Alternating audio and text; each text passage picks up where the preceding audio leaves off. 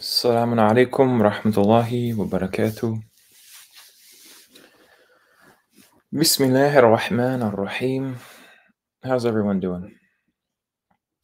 If you're just tuning in, I'm just kind of on this impromptu live stream. Don't really have anything prepared much, but hoping that you guys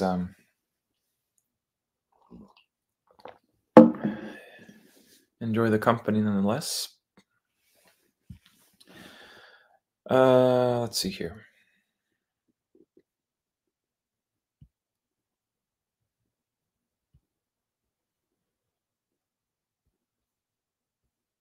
One second.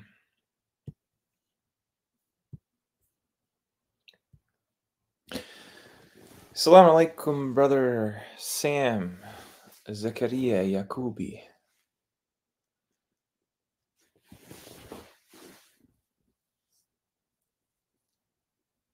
Brother Prophet was not a child molester, as Hadith says. Yeah, I agree.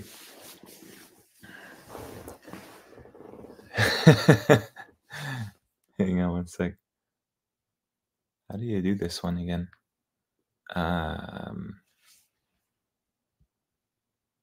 Oh, that's how. How do you pray? Yeah. You know, I kind of like this question because it's like it's almost directly applicable to the person making the question as well, right? Like imagine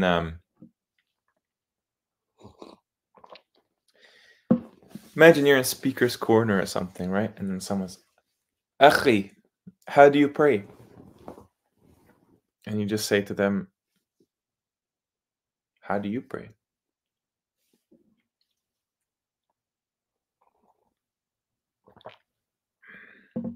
It's kind of like really insulting that prayer is something that's publicized like that. Like actually you're a good person in Islam now if you say like if you say like, oh yes, I do pray the 5 prayers every day and I pray the extra prayers and I pray all this. I mean, isn't that something supposed to be personal between you and your creator? I don't know.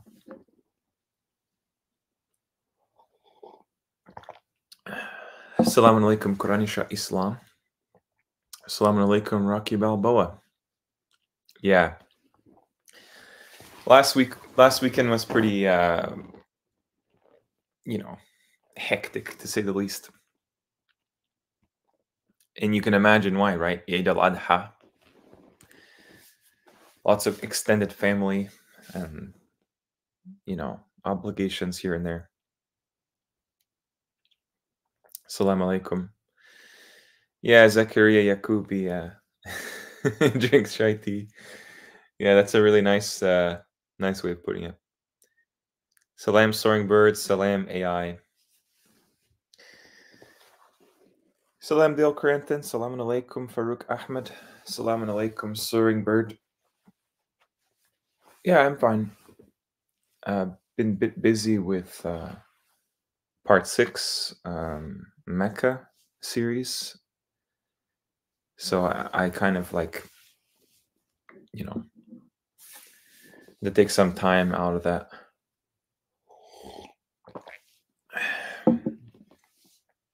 Should be released today, though. Hoping to record it today. So it'll be something to look forward to. It's a massive video, so. Yeah, Sam, maybe I should reiterate. This would be my wife's family, not my family. But nonetheless,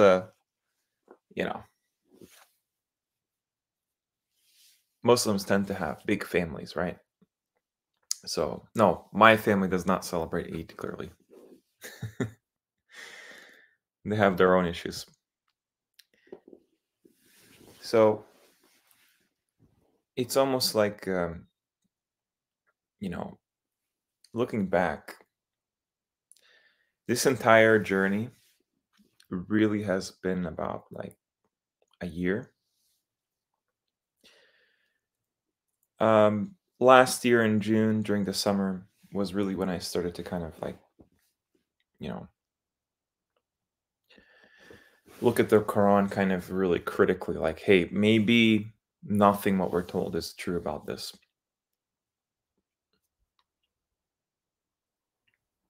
You know, um, uh, yeah, I don't know AI. I've, like I said, I have nothing really prepared. I did want to kind of show you guys some things. Maybe if you're not aware, we can kind of have a discussion. But um, yeah, I just kind of made just um, something a bit kind of just so we can talk amongst ourselves a bit. Salam, brother Danny. Welcome. Sam, how is your relationship with your personal family, if you don't mind me asking, especially given that you're a Muslim? Uh, Not sure if I want to talk too much about that. As you can imagine, not very good. But hey, that's how it comes. Um, Basically, like when I started to investigate Islam, would be like around 2016, something like that. Maybe 2015. I would say 2016 roughly. And what's interesting is like, subhanAllah, like in 7 years or so, 7, 8 years, because it was in June, I think, of that year. The roller coaster has been just like tremendous. But that's the thing is like really last summer is when things kind of really skyrocketed for whatever reason. And I'll tell you why. Like I was abroad during the summer on vacation. It was one of the hottest summers ever. I've never been that far east in the world ever. And I've been to some places. I mean, I haven't been to 2,500 places. But I've traveled, here and there as a youth. And I remember one night I was just kind of, I don't know, I was just kind of like bored out of my mind. I felt kind of a bit like homesick. And I was reading chapter 18, Surah Al-Kahf. And I loved it. I loved the whole idea. Like I'm in a Muslim country and I can hear the adhan. I can't hear it really here in Canada or anything. I can go outside and pick figs, or actually figs were not ready yet, but peaches and stuff, right? And I kid you not, I was reading Surah Al-Kahf, literally the companions of the cave story, and it said that Allah gave them rushdan and knowledge, ilman.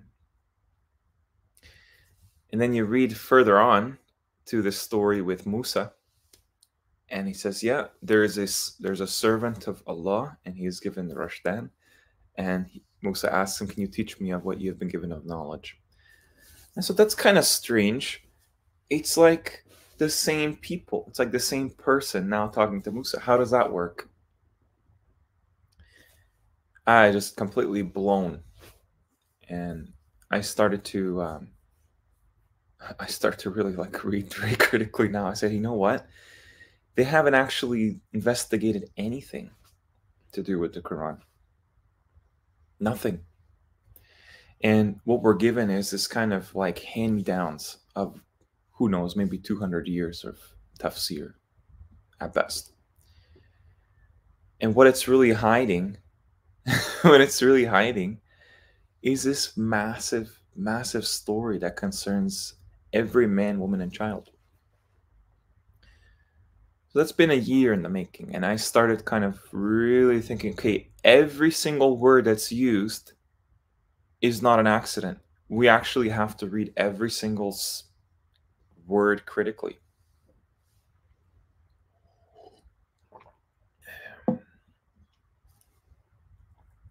Right? So, alhamdulillah, a year later, pretty much. From June 2023, June 2024, we're like on it at this point.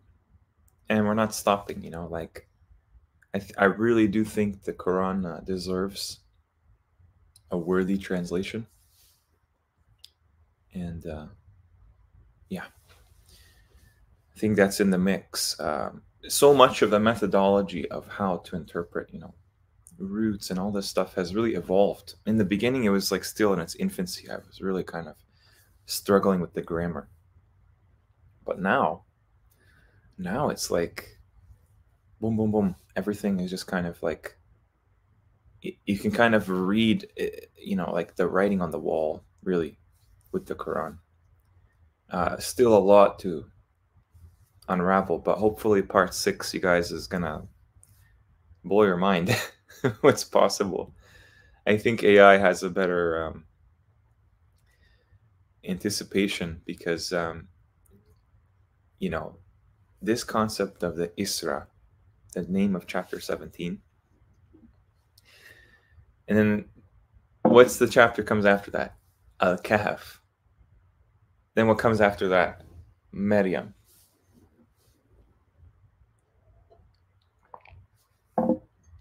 It's not nothing is a coincidence. That's what I realized. And you know, like I remember really getting a bit ahead of myself in the beginning. I was kind of like, you know, still finding my way in the dark, you know. But yeah, absolutely AI. I think the whole Heaven's Gate cult is a mockery of this ascension idea.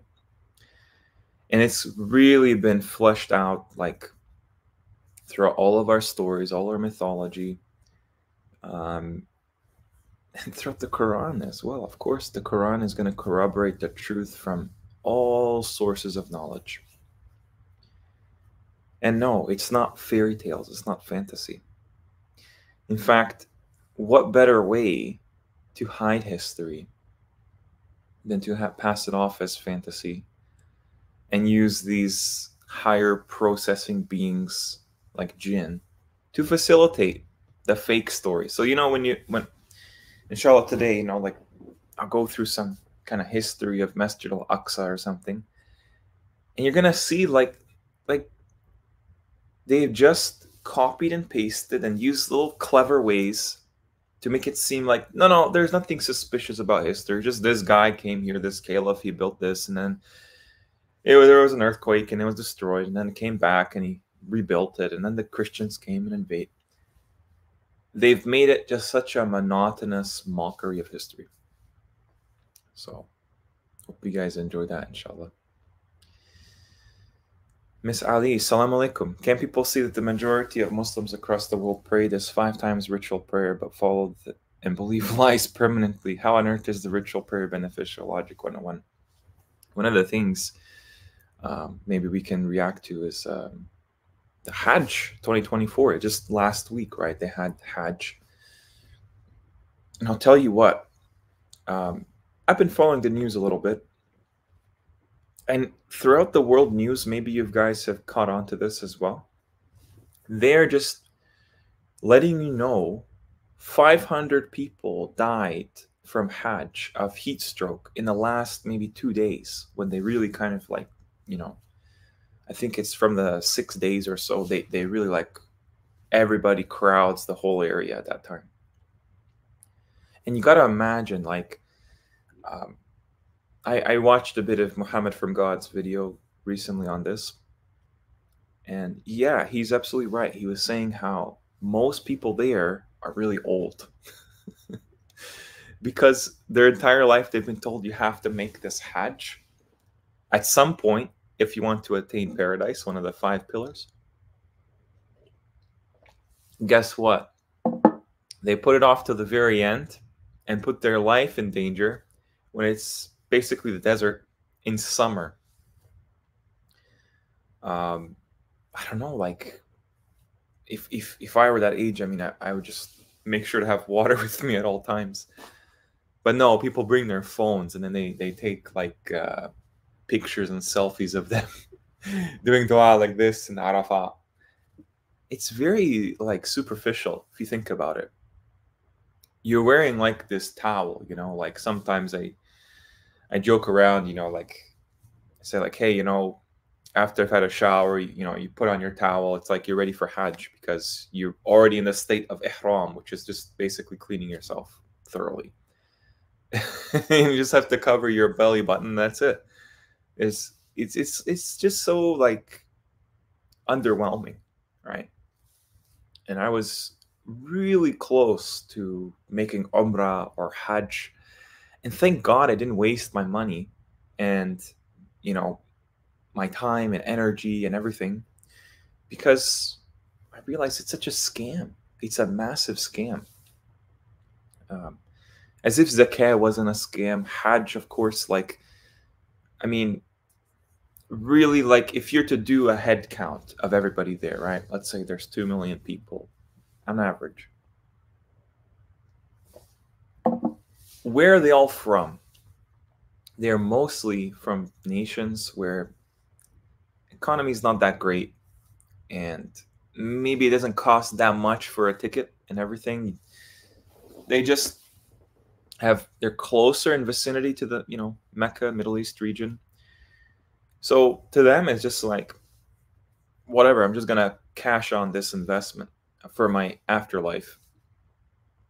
And to someone living in the West, like UK, Canada, America, whatever, you're looking to pay a premium for that. And then everyone's going to, you can only go in a group. And then, of course, the big one for me is the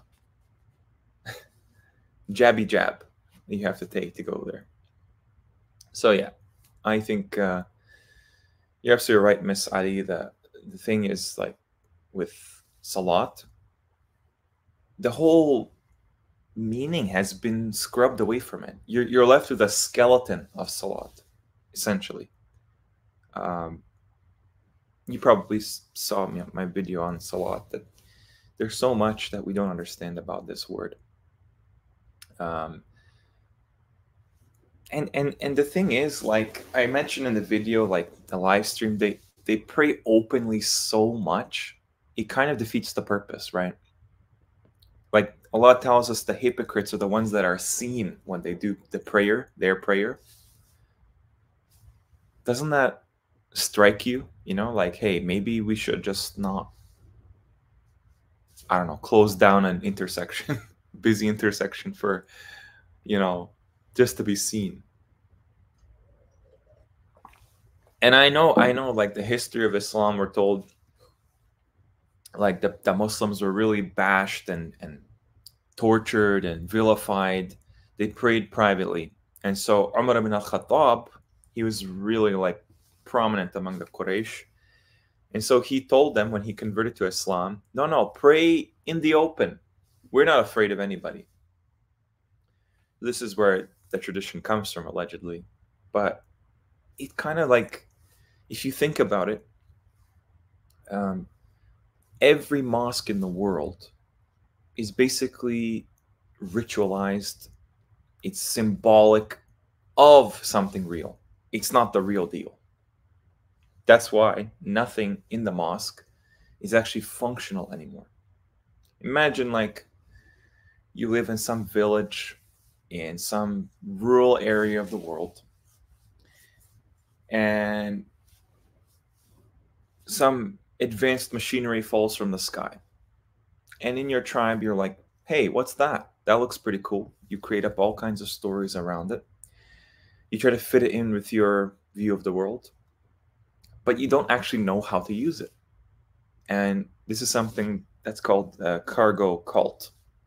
Basically, the culture later on doesn't know what to do with the knowledge or resources or advanced understandings from the past. So they create one around it, and they just use this. They've lost the original meaning. Like, for instance, Jews have a lot of this. Like they'll put like they call it a mezuzah, and they put it on their house. It doesn't do anything. It's just they think it like guards the house or something. It's just a symbol. That's it. Muslims have the same thing. They have this arch thing called a mihrab. It's not functional whatsoever. They have something called a minbar, where somebody ascends. Then they congregate in ranks, in straight lines, exactly like the angels and mankind on the day of judgment. So it's meant to really just symbolize something, but it doesn't actually work anymore. So they've kept the kind of bones, but there's no meat left. So same thing with the Quran. The Quran, they even say all we have from the Quran is a skeleton. We cannot trust the Mus'haf entirely. There's variations. It's all been orally preserved. Really, how convenient. So now there's no evidence of anything. If you watch my last live stream, you'll see that's nonsensical. The Quran is undoubtedly preserved exactly as you have it between your hands, the Mus'haf itself. Maybe we can talk a little bit about that if you want. Salam alaikum, Chris. Welcome to the stream. How do you stand? How do you know how to wash yourself after having intimate relations with your wife? Yeah, I mean, this is so laughable. If you go to my my brother Waleed's channel, it's called Way of Abraham. He lives in the same town, I think I mentioned before.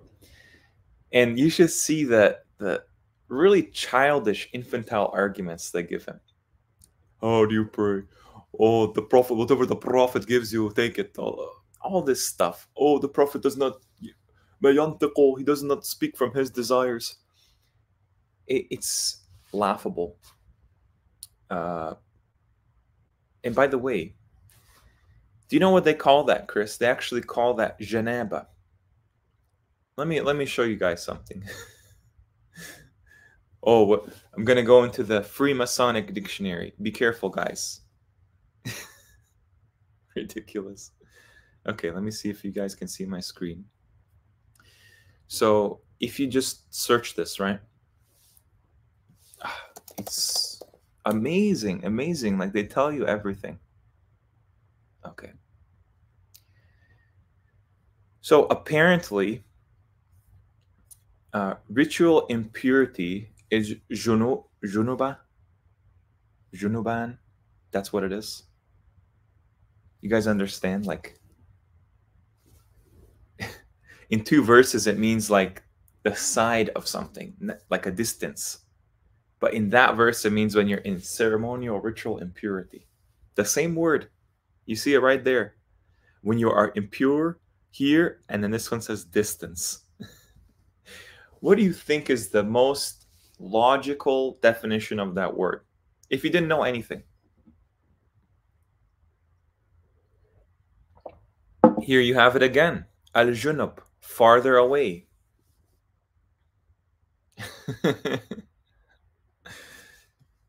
So if we just go to this verse, it's so funny that we even have to discuss this already. But hey, do not go near the salat. My video really shows that salat is simply something more than just a series of movements, okay? There's a physical location called as-salat. That's why it says don't go near it, okay? وَأَنْتَمْ سُكَارَى حَتَّى تَعْلَمُوا مَا تَقُولُونَ وَلَا جُنُبًا. Where did they get this means you are impure? وَلَا جُنُبًا. It's talking about physical nearness, closeness, right? لا تقربوا قريب, until you know what you're saying, and do not what? It's related to distance. There's no impurity in the verse, except عابري سبيلا. It even says like there's something to do with motion, right? There's clearly a return in the Quran, like a physical Hajj return to something profound. Until تغتسلوا. This is the one they probably will say has to do with cleaning. But why? Why does it have to be that? If I go to this verse here, there's a contradiction in the translation. She said to his sister, قصيه.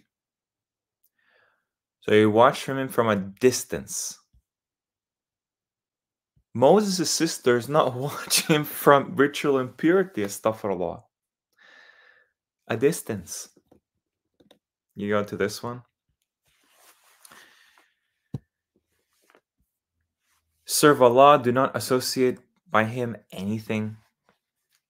And by the walidaini ihsana. القربى اليتامى المساكين والجار ذي القربى والجار الجنوب. This is really the kicker here, okay? The neighbor, I'm not sure how to understand this, but let's just say they have the correct translation, okay? The neighbor who is near, neighbor who is far. Junub. Junub is the word they use today for south because it's like the far side. Okay? Not ritual impurity. Does that make sense? So no, I don't need the hadith for that. Everybody knows how to shower. Everyone knows how to bathe themselves. A baby knows how to bathe themselves. You can see babies like they'll put their hands on their faces. They copy everything adults do. They'll pour water on themselves or anything. It's from the fitra. You don't need. It's normal to be clean, right? When a baby is like, defecates in their diaper, they know instantly. They don't want to be in this state. They want somebody to change them, right? So amazing that they have to actually tell us, did you do istinja? Like Sheikh Uthman. Sheikh Uthman is such a character, man. Alhamdulillah. Do you even know istinja? What is istinja? And it's so funny, like, do we really have to do this? Do we really? The action of using water to clean oneself, yada yada. This is the basis for this thing. Wherein are men who love to purify themselves, Allah loveth the purifiers. Okay. 9138. 9138.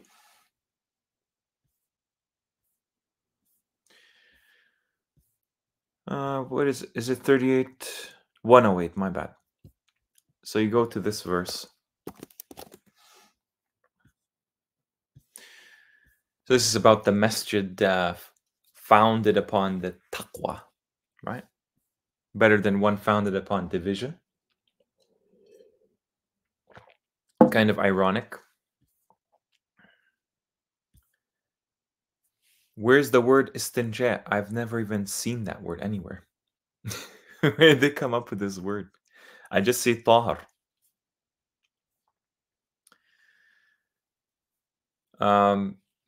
They would have you believe that you should use stones for this. I mean, how do you even spell this in Arabic?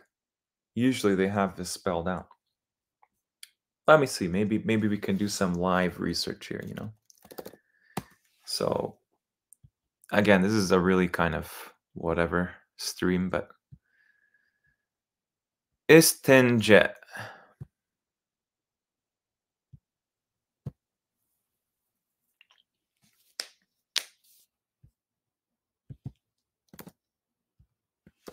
Maybe I'll get some results here. Here we go. So let's go back.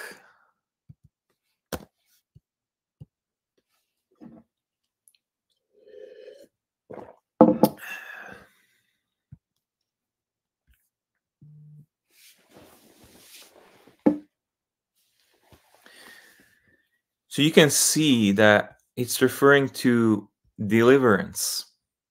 And that makes sense because najat is the root for salvation. We saved him. Najaynahu. Where did they get the meaning cleaning oneself? Okay. That's it. That's all you get. I think it makes way more sense. That's what it means. But why did they call it istinja for washing yourself? I mean, interesting, huh? This is how we, as evil Quranists interpret the Quran. We just use their evidence against them. That's all it is. Dash the falsehood with the truth. What are you left with? Truth. Yeah. Yeah. Gonna answer that. Okay, Baba, my uncle came back from Hajj 3 days ago. Oh, mashallah. Mashallah. He gave me a glass of Zamzam water and ajwa dates. After the Mecca series, I could not take it seriously. LOL.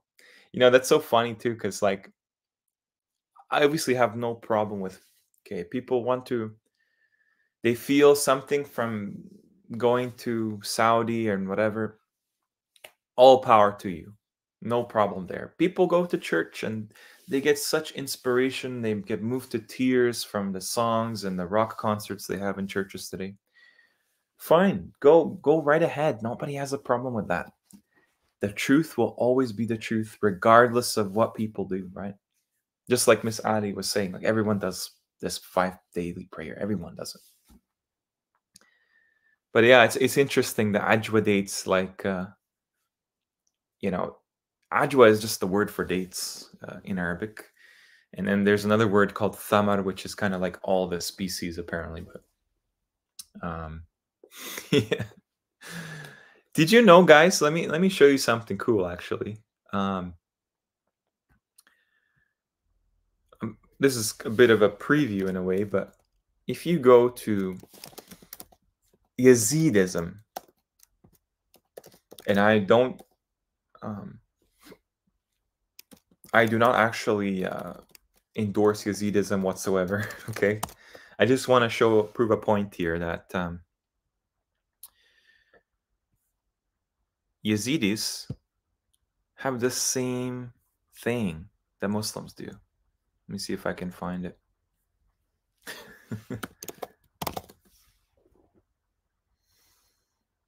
Not sure if it's here. Oh, maybe here actually. Okay.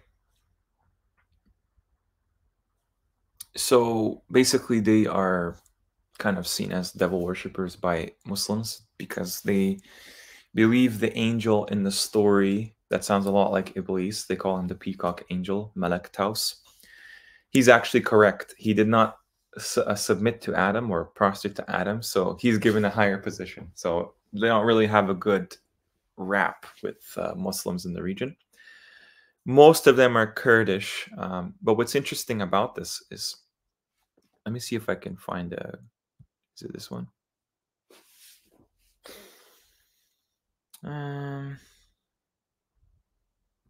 think this one will show you, yeah. Okay, so they celebrate this thing called the Feast of Assembly. Oops. Sorry, guys. Ah, man. Terrible website. Maybe this one. Okay, let's do this one. So anyway, I was saying that they have this thing. They literally have the same thing, like Zamzam water and everything.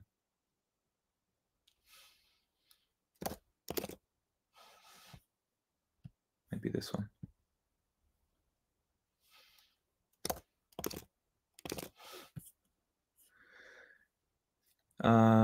Yeah, right here. It's just spelled differently. They call it Zemzem. And the Silat bridge, they have somewhere, they call it that, is Sirat. It's the same thing as Sirat al-Mustaqim. The R and the L get switched in languages. Because in Arabic, they're actually paired together. So when you look at this, it says Sunnat. They follow the Sunnat, the Sunnah. Millet. They follow a millet and they follow a Sunnah. And they have Zemzem spring. They have a Silat bridge. which leads to a shrine. Kaaba means shrine, apparently. And they have something called the Feast of Assembly, and it takes place literally in the fall. Let's see if I can. It takes place in the fall, right? Like, oh, here it is. Yeah, yeah.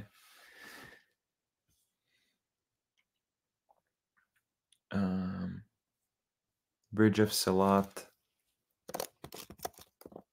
So this takes place in October. This would be right around when Ramadan would be. From the fall equinox, a month later. And yeah, just the whole thing is how could there be so much there? I mean, they actually yeah, I mean, look, this valley they call Lalish is the Qibla. They all face when praying. They have given every people the same story, and they have not given them the original story. Smart, right? Play to people's egos and say your land is the special one. You are the special people. You happen to live in the best place in the world. They tell everyone the same thing. That's how nationalism really started. It took off with this religious idea. And if it wasn't religious, it's definitely cultural.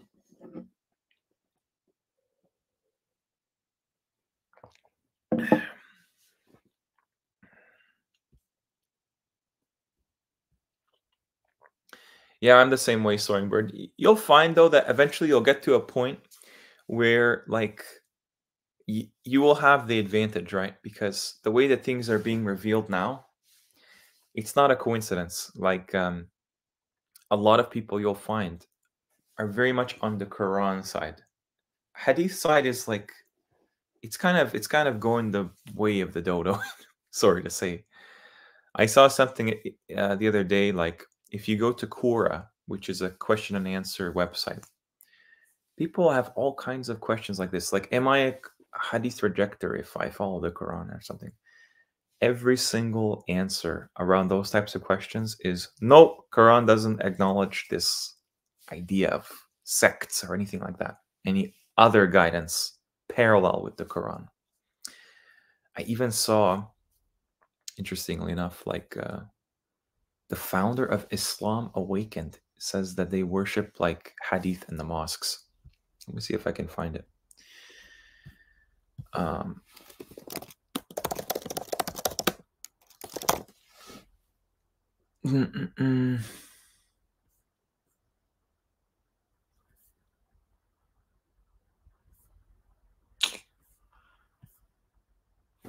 me just see if I can find it.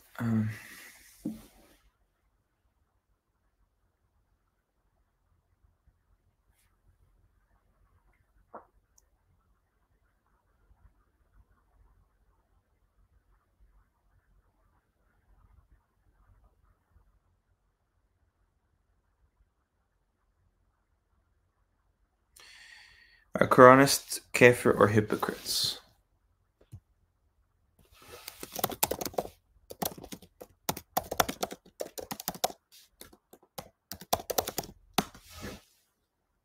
All right. Look at this. It shows you right here. No, not according to the Quran itself, but to imams. It should accept hadiths that match with the Quran. Unfortunately, many hadiths in the hundreds of thousands were lied and slandered upon the Prophet Muhammad. Many of them slander Islam through false hadiths. So at least the person acknowledges here that, hey, hadith is not as reliable. Not sure the meaning of Quranists, but I reject hadith because Quran says I should follow only it. All of the answers are supportive, every single one. And here he is. This is Gregory Walid Kavalets, the founder of Islam Awakened. Someone says, I believe some hadith are fabricated. Does that make me a bad Muslim? No, but many sects will contradict me. I even heard a khutbah in which the khatib claimed that rejecting even one weak hadith takes you out of Islam. I stood up and walked out. What he was preaching was not Islam, it was hadith worship. He's the founder of a major Quran database. Okay. Oh, it's a Masonic website. Ridiculous. All right. Salam Akali Kali. Welcome. Welcome to the stream. Yeah. Also, Miss Ali, I wanted to highlight that I think there is a controlled demolition of the foundation of our world. And what I mean by that is what you guys are going to see is this kind of fringe ideas are going to be more mainstream. When it comes to hadith rejection, it is going to be just very mainstream. That's why they're trying to control and guide the punch from the cosmos against this new world order by having little,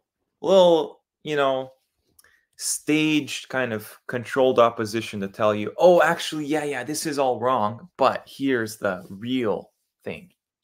We've lied to you for so long, but now we're going to tell you the truth. No, they're just trying to control the narrative where it goes. They know things are being revealed right now. For example, let me show you right now what I mean. And this all happened on Q, right? So when you go to Arabic 101, Arabic 101 pod, this is like the most seller seer channel, everything you can do. Look at this, guys. Arabic discovery, the origin of all languages. Do you understand what I mean? They've been telling us Arabic is just another language. All over, just thousands of them. We don't know what the original one is. Now, this mainstream Hadith, Sunni, just by the book channel is telling you it's the mother tongue. Wow, why didn't you come with that information earlier? We could have actually figured some more things out. They're all just like, trying to. I mean, here's another example. Like,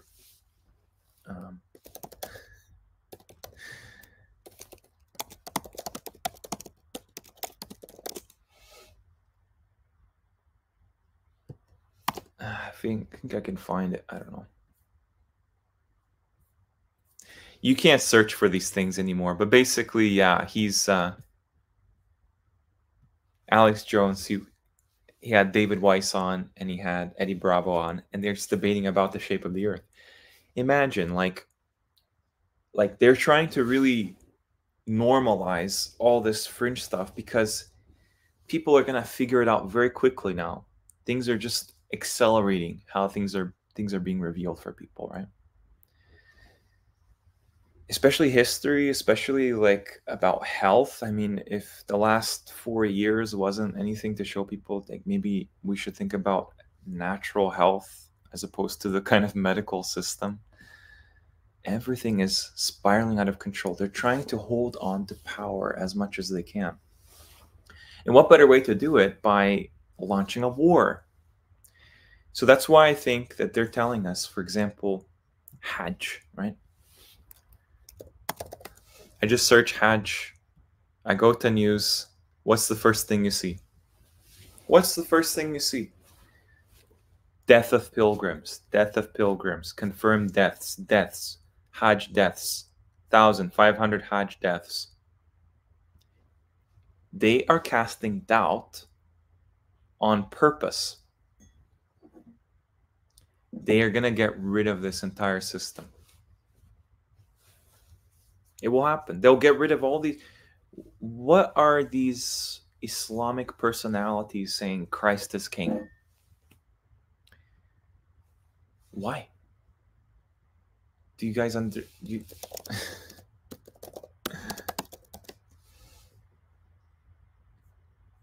Andrew Tate and Sneeko are Muslims. What are they doing saying Christ is king in the West? They're based in the West. Maybe they got something up their sleeve and they're just slowly disseminating it. Let me show you another example. Whoops.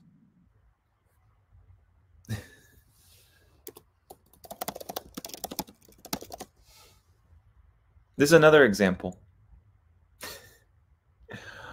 I already did the video, so now I'm gonna premiere it again.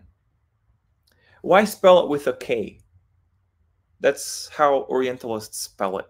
I guess you could spell it whatever way you want, but they insist on a K for whatever reason.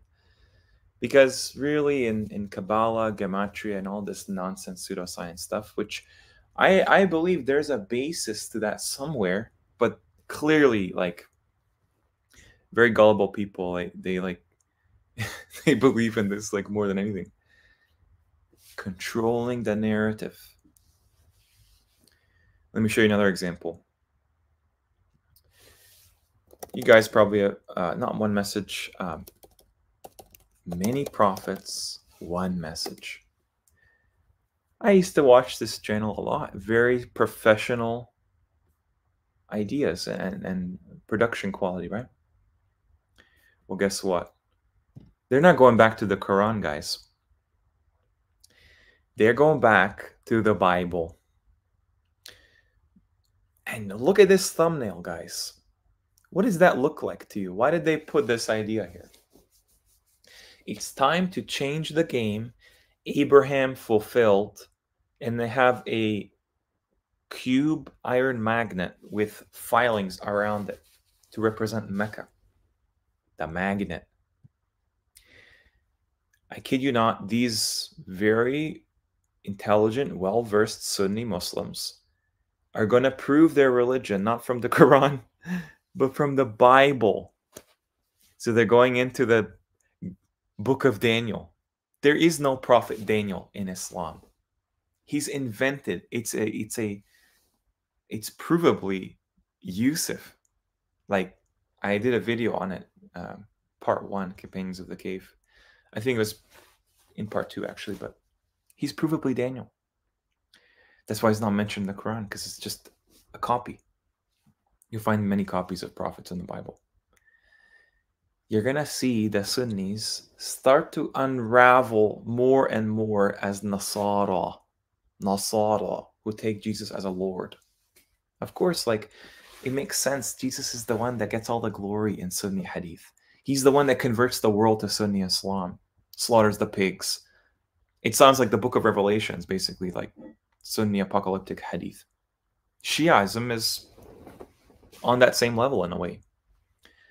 Then you have the Christians. What do the Christians do?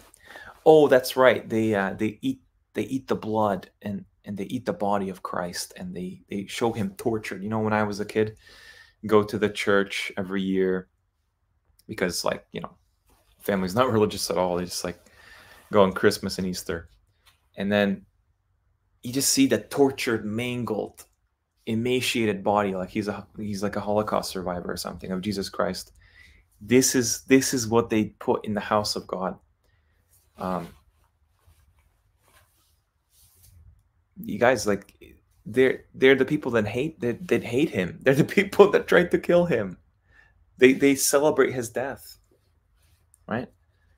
It's like so many things, right? Everything will come into full view clearly. So that's why they're saying Hajj is dangerous. And they will probably disband it. Maybe they'll say, hey, guys, you know what? Hajj was fun for a few, 100 years or so. I don't know if I've showed you guys. Let me show you guys something here. So there are old, and people have died in Hajj before. It's not something like that should be front headline news. People have been trampled in Hajj. People probably have died before of heat exhaustion. And the reason why is because Sunni Ramadan and Sunni, like, Islamic calendar, everyone agrees with. Shias, Sunnis, it never follows the seasons whatsoever. So you'll have Ramadan in winter, Ramadan in summer. You'll have Rabi', which means spring, in winter, like this year. In 2030, there'll be 2 Ramadans. So it's no coincidence when people have to fast, like in Kuwait, where it's like 50 degrees Celsius, and then they have to go to Hajj 1 year. It's dangerous. It's dangerous. as well. People fast very disparate lengths of time as well. Like if you live in Iceland or something, good luck. Good luck. You're gonna be fasting pretty much like 22 hours or something. You have like in the middle of the night 2 hours to eat for 30 days. Doesn't make sense. It has to be equivalent time. Equinox. It'll make sense. Anyway, this is the oldest video of Hajj ever. And thank God we have the lovely Dutch colonialists from Indonesia to show us what Hajj looks like, how difficult it was, and everything. Um, is this the one? I think there's a better video. I'm gonna put this 1928. Let me see if it's. Oh, here it's colored. They gave you some Urdu subtitles. So they get on this massive ship, okay, and it's piloted. It's manned by the colonial, like the British. The British are bringing these really simple people from villages from Indonesia to Saudi Arabia. That's a major voyage. Then they disembark, and I think it's like at the very beginning.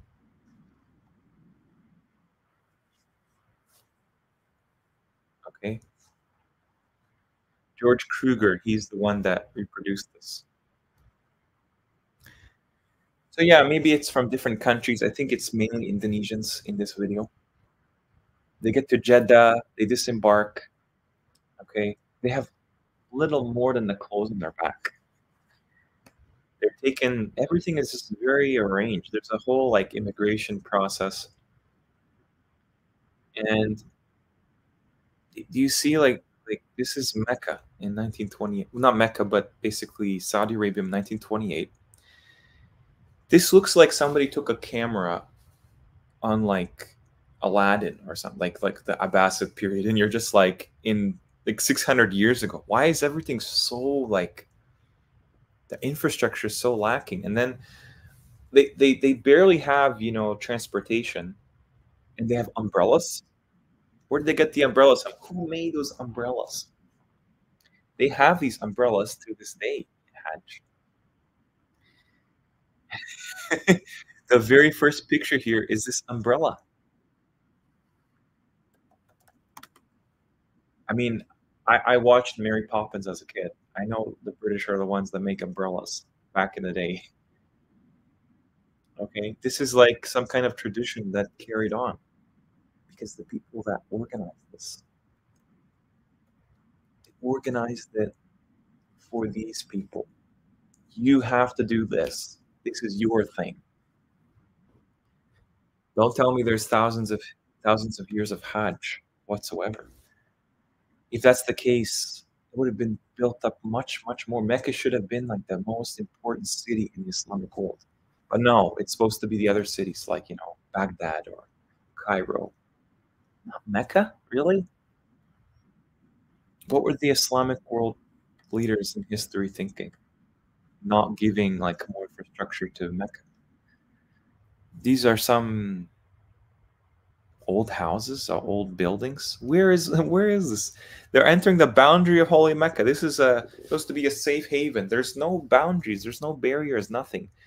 These are supposed to be very old houses. 5 mosques. It looks like some construction, like unfinished construction. There it is. Holy Mecca, 1928.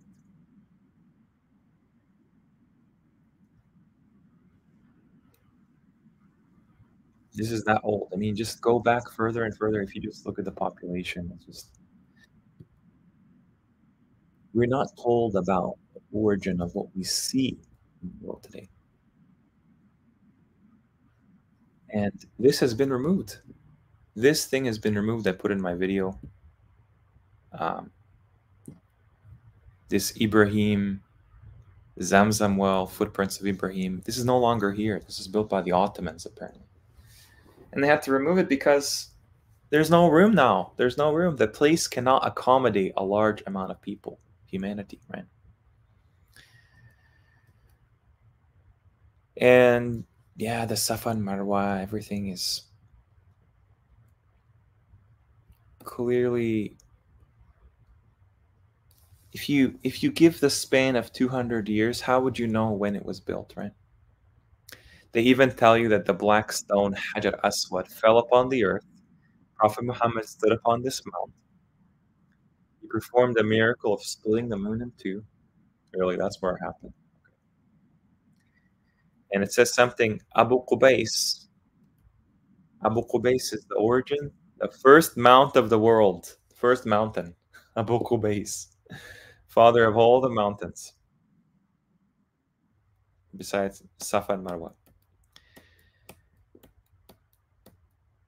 Honestly, you guys can look at this video for yourselves, but it just, something is going on here, really. There's no sound, obviously, at this time period. Then they sit down to eat, and I mean, it's almost like these, I don't know. It hasn't changed much, really. It's just more money has been thrown at it. That's it. This has been done for 1400 years, roughly. I don't know.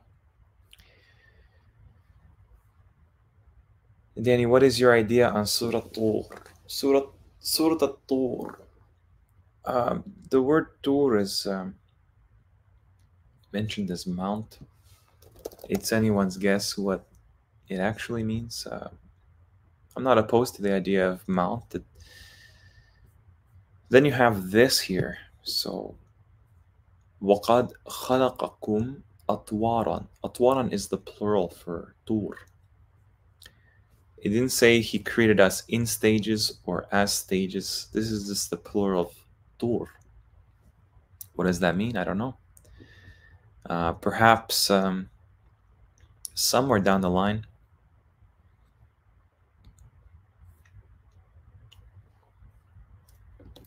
I don't know. Very similar to the word for tower.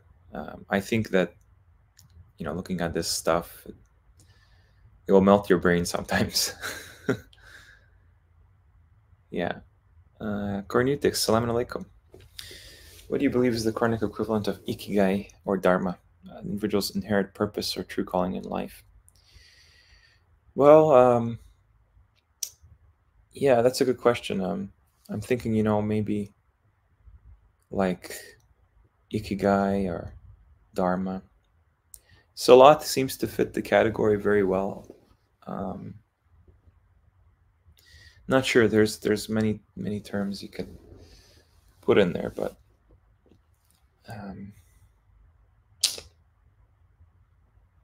yeah, I don't know.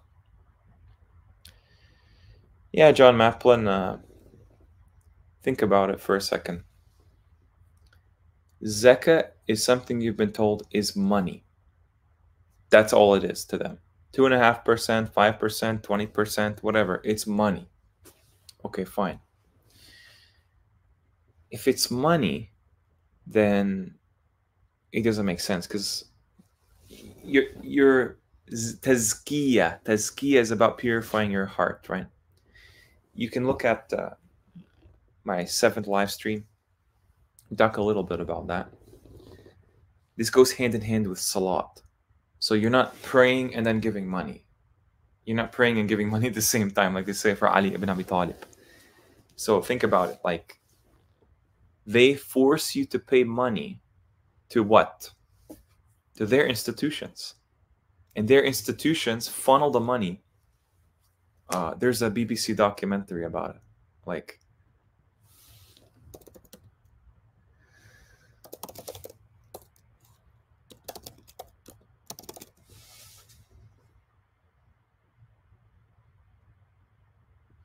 let me see if Uthman.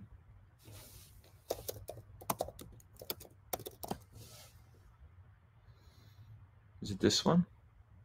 No. I'll find it for you 1 sec here.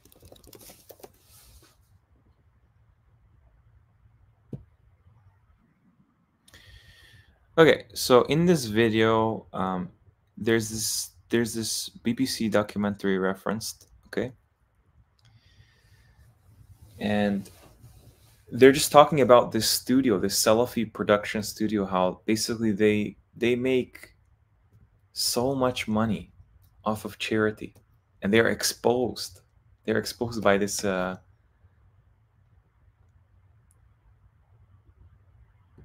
presenter. I think it was BBC. I'm not sure. And there's Uthman Al Khamis. He was like saying, no, no, no, I don't take a penny or anything like that. Channel Safa channel. Okay.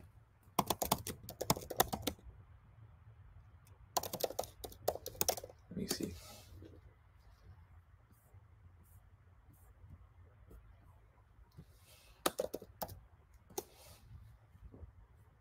Yeah, I can't find it, but yeah, they basically what they have turned zakat into is jizya. So they think that you are not a Muslim in actuality. That's how they treat you. They want the elites to be Muslims. The elites collect the jizya and you pay it. Whatever jizya is, they seem to think it's a payment, and it's for Jews and Christians. So the Christians pay money, the Jews pay money. Jews and Christians, if you haven't really seen my videos, really translates very much so to the Islamic world and the Christian world. The Christian world being the Yahud aspect, the Islamic world being the Nasara aspect. It's a little bit broader than that, but those are the main things. You're talking about a third of humanity. They're the ones paying the most money to everything, particularly Nasara, aka Muslims. And these people are like, most of them just barely can get by in the world, right? It's really tragic, you know, like, I don't know, like there's this idea that the leaders of these religions hoard the wealth in the Quran from people. Yeah, you're right. It's a big business. So it's not that zakat from the Quran is a scam. It's what they've attached to it. That's what it is. I remember giving so much money to, you know, all kinds of charities during Ramadan, outside of Ramadan. And I remember specifically like noticing every year there's more charities, there's more issues, there's more problems. In the Islamic world specifically, Muslims around the world. I thought to myself, how does this make any sense? Like, they give more money than anyone else, really, statistically speaking. And they have the most issues. They have the most wars, most famines, most inequality, most corruption in the government, everything. It's not right. Something's going on.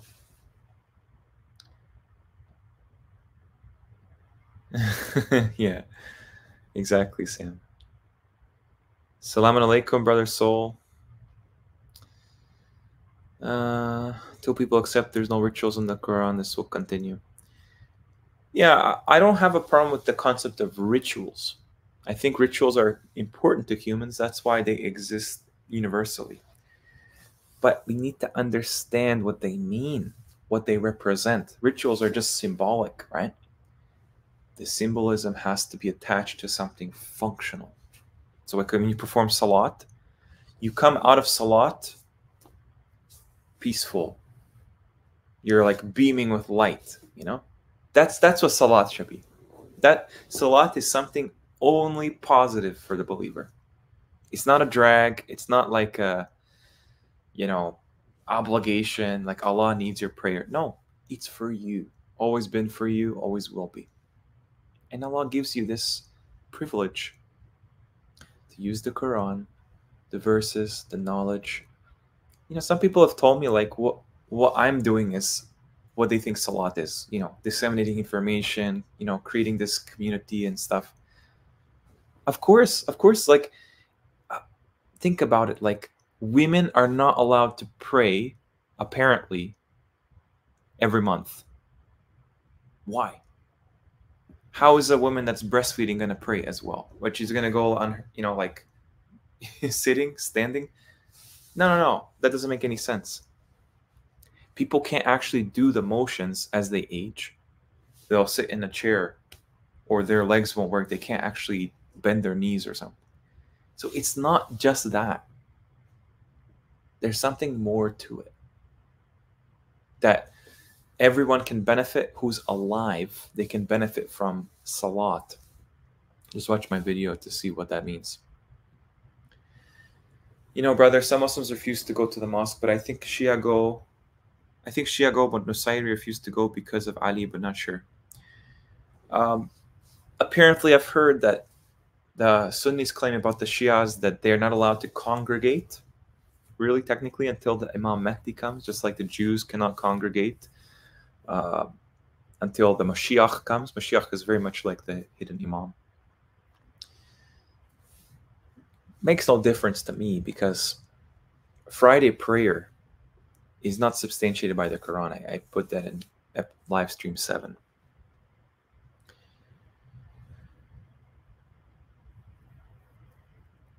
But there is no, what about salat? You have to wash your face. As-salat and salatihim, salatika, they're not identical. As-salat is something you get close to in physical space.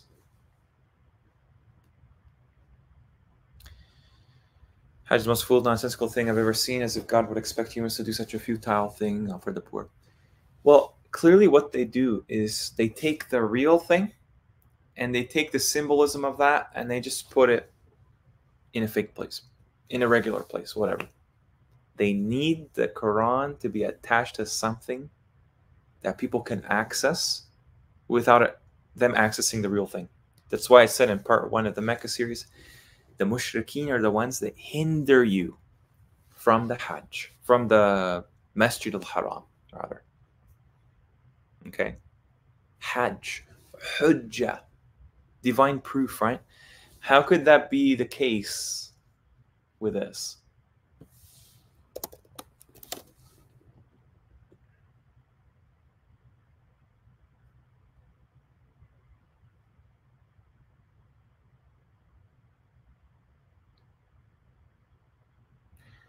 And sure, yeah, I know like people derive a benefit from this. That's not the point. People derive a benefit from praying to Jesus. It's about the truth. What's objectively true?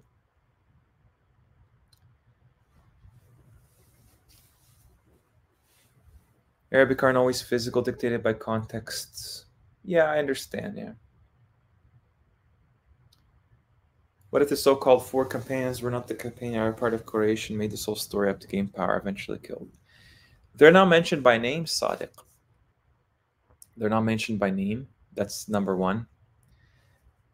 Number 2, clearly, like, the Sahaba were not all good.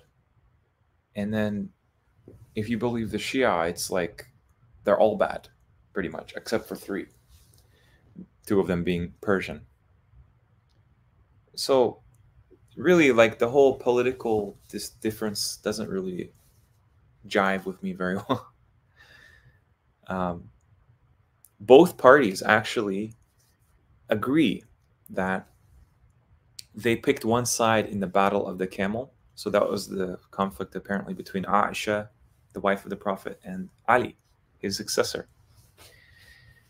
And the heads spin when you try to mention this war to Sunnis because they love both of them, even though they're slaughtering each other. Allah says if whoever kills a believer kills a believer intentionally, they go to hell. So they have made this fitna twice after the death of the Prophet, apparently. And the Shia, they take the other position. They say, no, Ali was correct, even though Ali's army killed believers as well. So, I don't know. Oh, thank you, X. I think I am subscribed to your channel, but yeah, thank you for making videos about these topics. It really needs to be, we need more people to kind of specialize, in seeing the Quran for what it is, really. Sam, what does the unlettered prophet mean in the Quran? I assume it's a mistranslation. Yeah, it is a mistranslation. You know why? Because, let's dive into it, shall we? So if I search unlettered, okay,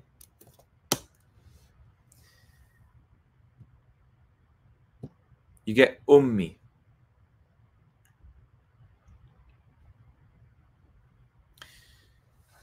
Now, sometimes what they'll do is they will translate this as unlearned. And really, there's nothing to suggest this means illiterate. I'll show you an example. I think it's in ummi. Yeah, it's in this one, I think. Okay. The ones, they follow the Rasul, the Ummi Nabi, the one who they find maktub عندهم في التوراة, written. Tell me, how would you find somebody written, I guess, in the scripture, if you can't read? Number one.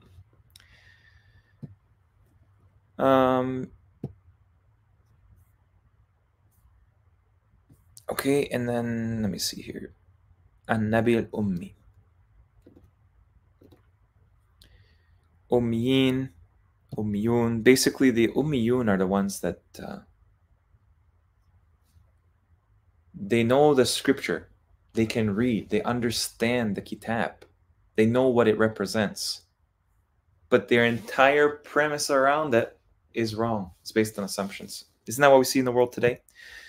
Lots of people are literate in Arabic, but they don't know what they're reciting. They don't know the power and the significance of it. And the reason why is because their leaders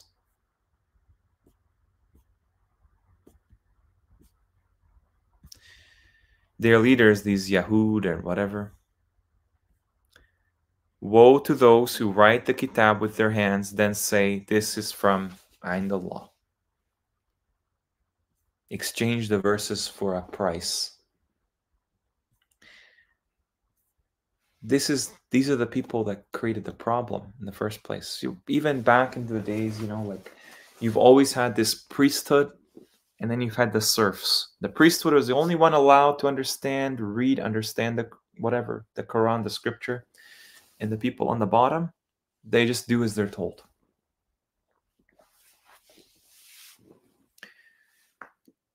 Okay. I think we do need to, look at this word more, ummis. It's very significant. They tell you the prophet is illiterate. The first word hadithans believe was transmitted to the prophet is read. You're not going to read something that is not written. Like, you read the signs, you read the words. اقرأ باسم ربك الذي خلق. Read. Qur'an means reading. It's not oral. It becomes oral when you memorize it, but it's mainly written. That's why they've never changed it. They're trying to make it seem like the written one is not the same one. It's the same one. If you establish something every day with set procedures, by definition, it's a ritual, just not the sectarian one. Yeah, I mean, whole story of Islam revolves around Sahabas. Salat is umbrella term. Yeah, thank you, X. I'm glad that other people see it as well. Like, you guys, like, they don't even. We're just using their translation against them to figure out the real one. Judaism has a 6-point star shape associated with the North Pole, hexagram shape in the cloud hole, weather maps due to the topic relating to Israel or a session. Yeah, I'm going to talk about that kind of premise in Mecca part 6. Inshallah. Metatron symbol.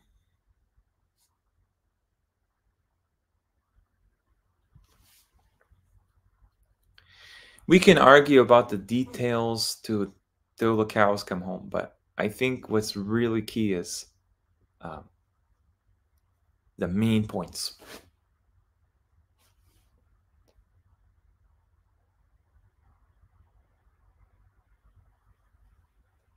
Yeah.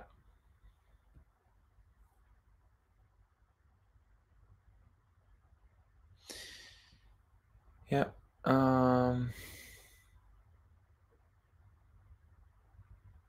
Yeah, absolutely, X. This is why we're here. We have to band together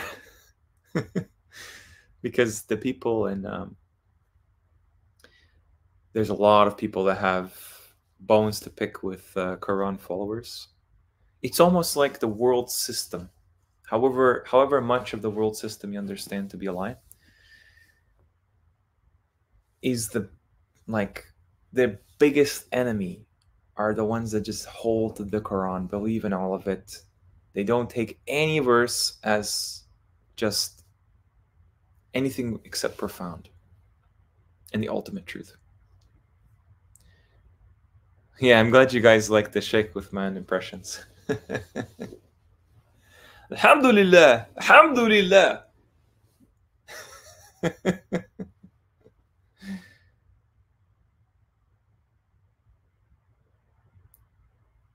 Is it allowed to mock others? Makr, imitate, mock others. Do you know that Allah mocks the disbelievers? Just look it up. You'll find in the Quran, Allah mocks the disbelievers. Makr is that's a plan. That's something that's like a crafted strategy. I think you meant a different word, but disbelievers seek to mock the believers, and they mock God, and He returns the favor. Everything is very logical the way the Creator set it up. There's no good and evil to God. Everything serves Him. He's beyond all of that. He represents the good aspects because ultimately evil is just this stupid little corruption of the order, and the order aligns to the good. Hajj is a means to the bait. Hajj, argue and debate. How about Masjid al-Haram? Anyone, please. The Masjid al-Haram is an evolving idea, but yeah, I just watched some of my videos, series on Mecca. I think you'll find them very interesting. I tried to compile as much information, just assuming that there's truth in pretty much everything we see. There's some truth aspect of it, but the Quran is the guidance to the whole thing. Sanctioned place of submission.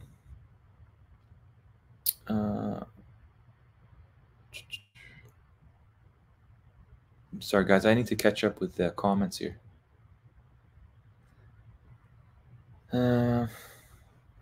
Salam Haji, Azmzar. Salam everybody in the chat. Yeah, Danny, it's how the things go. It's just like kind of like spiraling,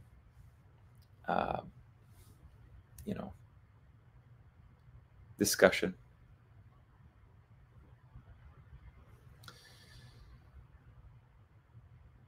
Yeah, thank you, Cornetix.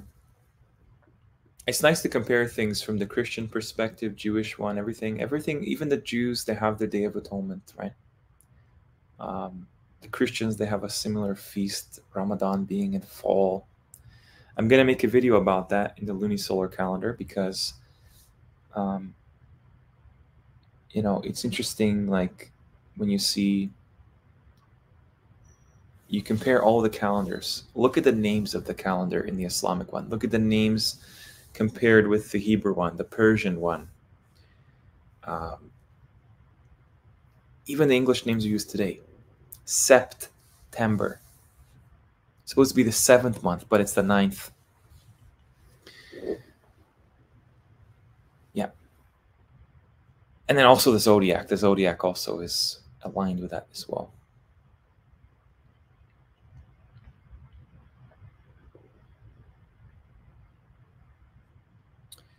Yeah, Outram, it's very simple. There is no verse in the Quran that says to obey Allah and obey the Prophet. Look for yourself. It's obey Allah and obey the Messenger. You might say, what's the difference? They're two completely different words, completely different functions. A Nabi gives information. A Naba, an informer.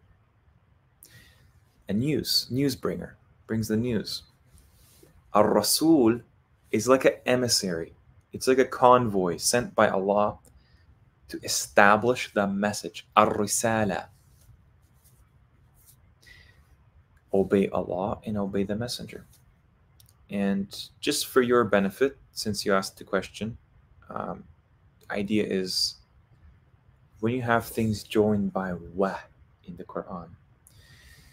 In Arabic, this is something called hendiadis. Hendiadis.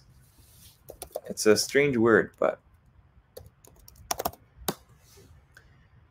an expression of a single idea by two words, nice and warm.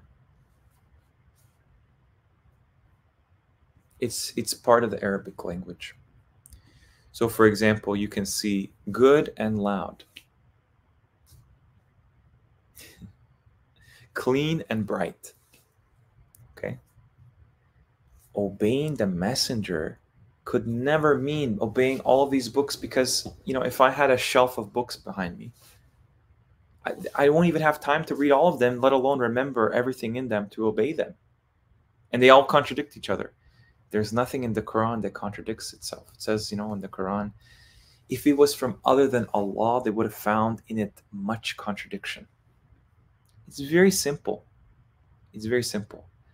So you can follow hadiths if you want, no problem. But you're going to come at a point in your life when you realize, is this all there is? Is this really like the best I can do when reading the Quran? Really? This is the best we can come up with? This is what Allah wants. There's a great saying that God is not the author of confusion. And I believe, going back to the Quran, going back to the verses of Allah that everyone in the Islamic world agrees in, is Allah's speech. There's so many examples of this. I feel like if you do your due diligence, you'll realize what's going on. In which hadith will you believe in after this? Qur'an. Prophet Muhammad in the Quran says very clearly, indeed, my people have abandoned this Quran. They've taken this Quran as a thing abandoned. Interesting. He's saying his people, right? The people that exonerate him as a prophet, as a messenger. So a prophet fits one function, but clearly messenger, that is the critical one. He cannot fail in that one. I don't think he can fail anyway, but I'm saying that Allah could easily say, obey the prophet. In one verse he says, they follow the messenger who is the Ummi prophet. He just identifies and that's it. So yeah.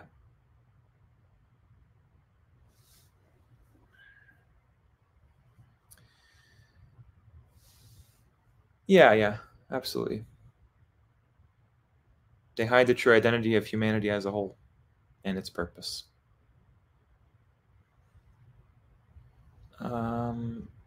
Thank you. 100% this channel will never agree with Andrew Tate. Complete show. Amazing. You know what? I watched that from the beginning, Outram. I watched that from the beginning when he converted to Islam, allegedly. And really, it doesn't take much to convert to Islam these days. It's just, you know, anybody can infiltrate it. I mean, that's why we have these imams in the first place, right? So, yeah, I think about it. Like, he's like everyone jumped on that, defending him for everything, like apologizing for all his obvious shirk and kufr, right? Like obvious. And that's the role model men are supposed to have. Not a chance. Yeah, I actually want to check that. The only thing is Otram, I made a video about the Bible's history, and it's called "The Companions of the Cave" Part 2, Al Yasa, and you can just check it out and see how much of the biblical history is just copy mirror images of itself to overcomplicate the simple history from the Quran. So I'm not going to use the Bible except very cautiously, just like hadith, right? Bible is an example of hadith for Christians. Arabic word Baruj refers to firmament, doom. Oh, Baruj means like tower, citadel. One place they have it as constellation. Let me just show you guys. It's going to be hard to keep up with the chat, but constellations. Buruj. You see that? This one says towers. So is it towers or constellations? Same word. Tabarraja, displaying. There's something related to the idea of a barge, like a ship, you know, like it's called a barge. And barja, in Arabic, there's a word in that root that means ship as well, not just tower. So clearly, like somewhere out there in the sky, you have this kind of like bastions where the angels kind of shoot down those that want to ascend against without permission. Solo Qur'ana, they'll get rid of Hajj, place it in Europe. Yeah, why not? Maybe that's what's happening, AI. Maybe that's why they're trying to cast doubt on this one. Very possible. Why isn't the Sunni and Nasara but not Yahud? Yahud and Nasara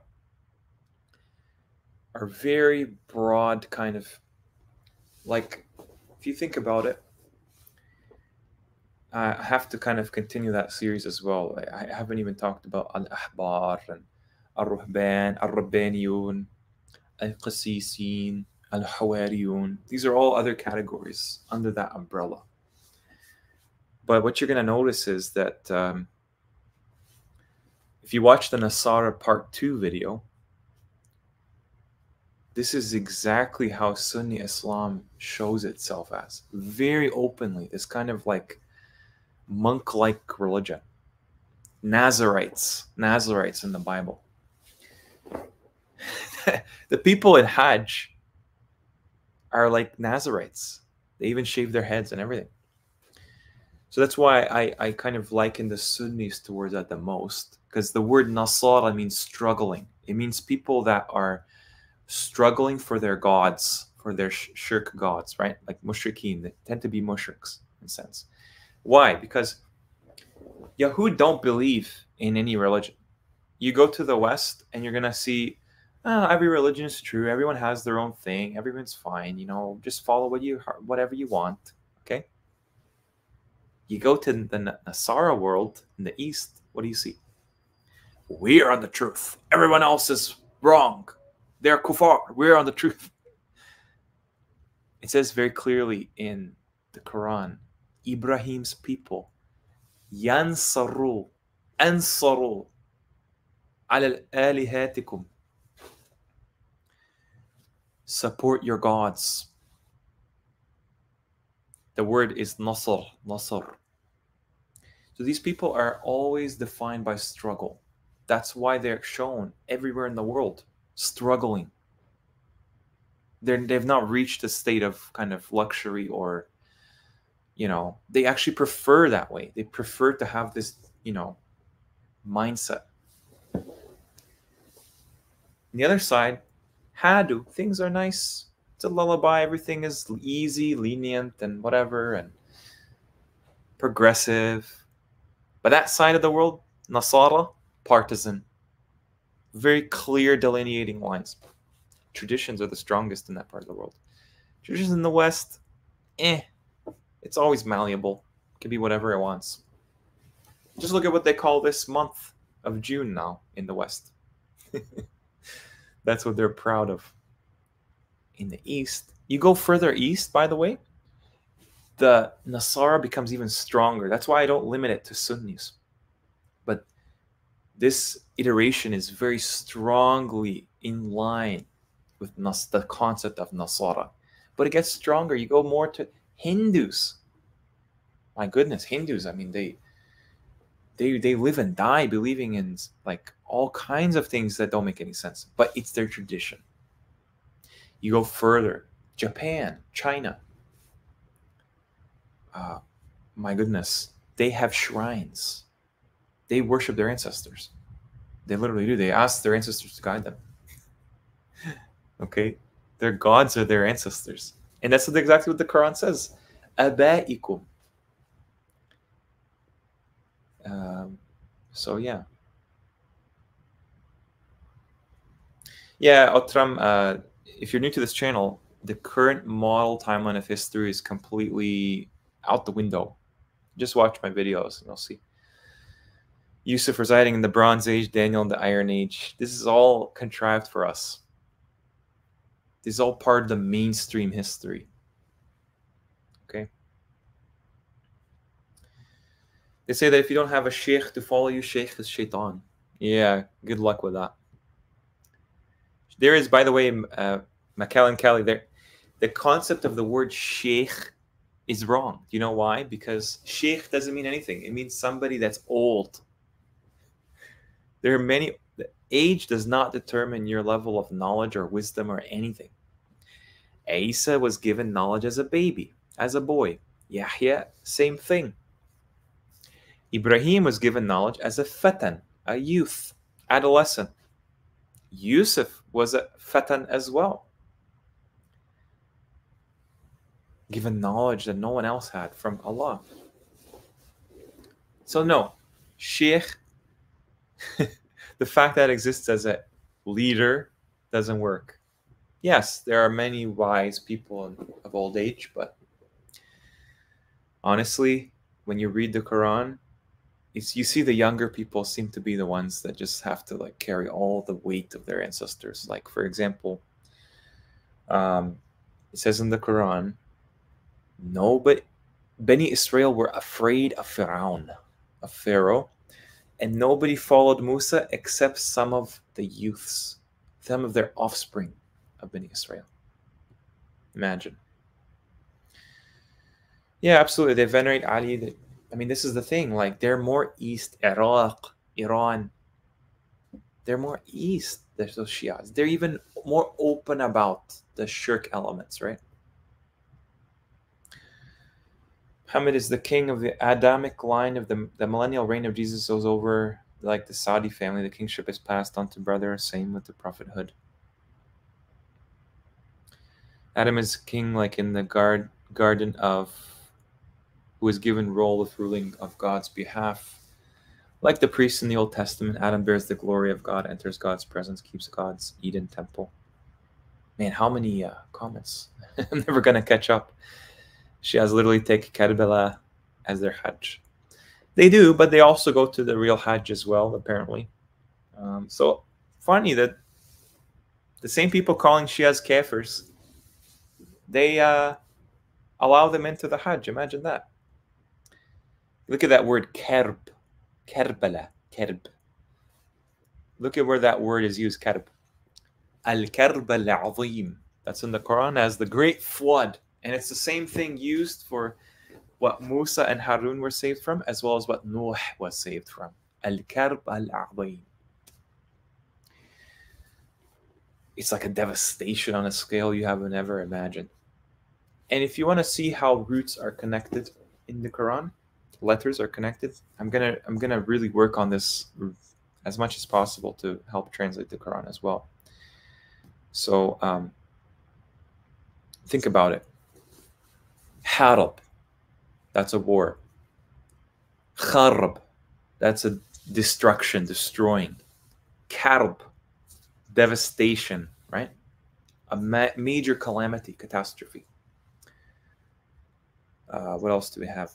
Gharb, that's related to the West. It's related to like something like being under the cover of darkness. Gharib, strange. Gharabat, the moon and the sun. Gharabat, it passes through a veil. What else? Yeah, think about that. Like qarb, something that's nearness, like the hour. They're all related. Otram, blah, blah, blah. Assalamu alaikum, Kenneth Blaine, welcome. Yeah, that's interesting, though. I have to give you credit for that. There are more pilgrims to Karbala than Mecca. It's the largest pilgrimage. It happens, I think, next month, actually, in Muharram. So,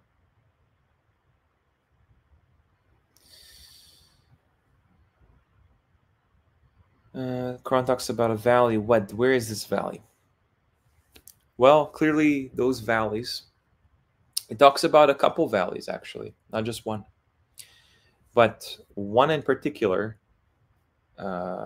is really, really special, you know, like if you think about it.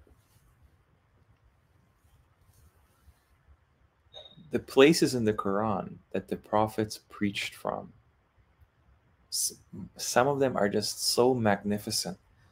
Of course, it's going to be from the unseen.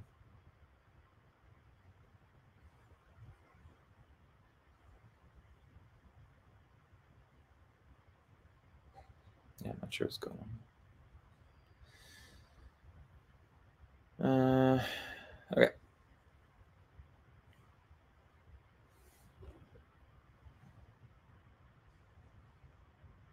Zakat, jizya, who they consider non-Muslims because they think they are the Muslims, the elite.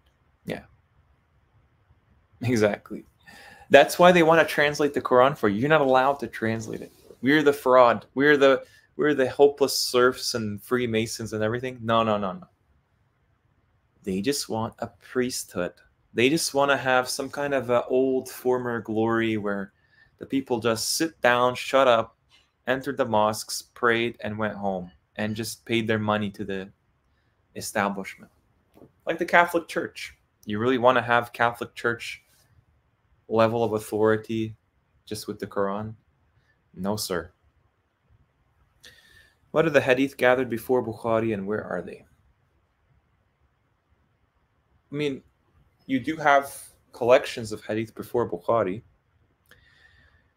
but it's funny because there's a lot of change in between the collections of hadith. Just look at some of the research by Farhan al-Maliki.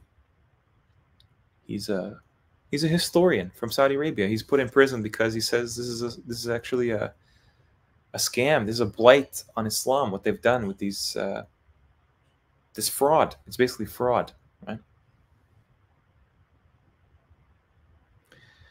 Taxes are stupid. Why not just go and pay for the services? Both are from your pocket. Yeah, I don't know. I can't really. I don't have experience with this, but yeah. Directly linked to the Prophet, you would have proof of this from the Prophet. They just print money. Taxes are giving impression of fake democracy. You get the idea, guys. Like, this isn't our first rodeo, okay? There's been people that have shown us all the deceptions of the world system way before, like, they even discussed the Quran. It just so happens the Quran is revealed in an age, in a context, where everything is very much a lie, a deception. Yeah. Yeah. That's the thing. The Quran mentions zakat, similar to how it mentions Saum, but they have a difference. You have Siyam and Saum. Which one is fasting? Are they both fasting? because they're not described as fasting, both of them. Sawm, siyam. Just study, qawm, qiyam. Then you'll figure out maybe the similarities, right? Zakat is meant to be directly given to the poor, eliminating the need for the intermediaries such as governmental institutions. That's the problem. They're not given directly to the poor.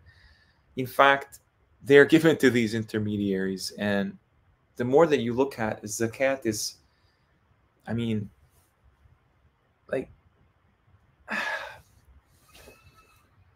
money will not solve all the problems there. There have been far more wealthier nations and empires and realms and everything before we even came onto the scene. And they were also destroyed. The riches of Pharaoh, the riches of all these former peoples, right? All gone. It's not about that. If you want to give money, fine. But then why not call it sadaqah, charity? Which one is the charity, zakat or sadaqah? Sadaqah is used with truth a lot. Sadiq is someone who's truthful, right? Confirms the truth.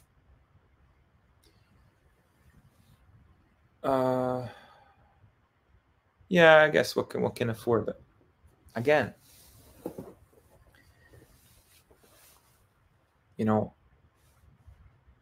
think more broadly than just in terms of the worldly things, right? The worldly things are important, but yeah.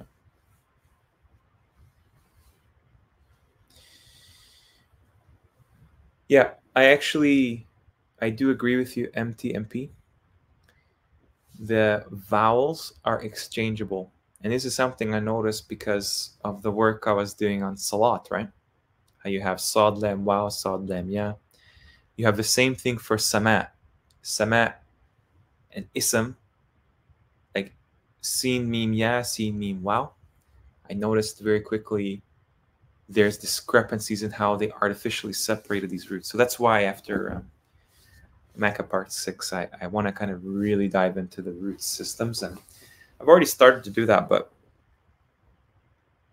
yeah, I think you're correct there. I'm glad that you hold the same view. That's why, think about it, right? MTMP, right? Nisa, nasi, forgetfulness, women. Dhakr, male. Dhikr, remembrance. I'm not saying I don't know the significance of that, but clearly, like, the Arabic language, through its etymology, proves so many interesting insights, right? Assalamu alaikum, Ibu. Welcome.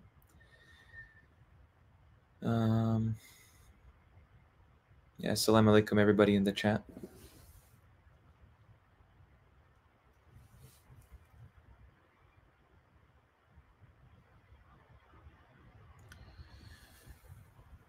Unlettered or unlearned means in the Quran that the Prophet was not aware of the Torah scripture, hence Allah by Jibril taught Muhammad the Torah.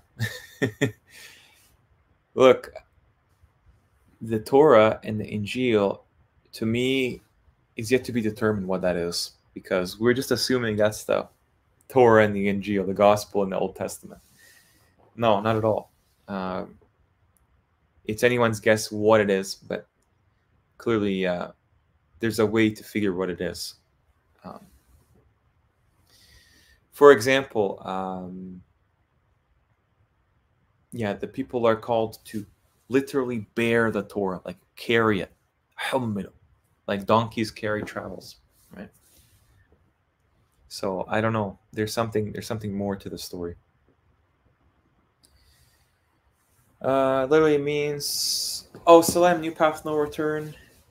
Zakah means purity, refinement. Sadaqat, sadiq, truth. Musaddaqan, verifying. People that verify things, yeah, validate things. Truthers, maybe. Why do people not translate the term Zayd and Zawj in the Quran? Yeah, well, think about it. I mean, why do people not translate Muhammad in the Quran? Why do people not translate Isa in the Quran? Why do people not translate Musa in the Quran? The same idea. Translate Allah as well.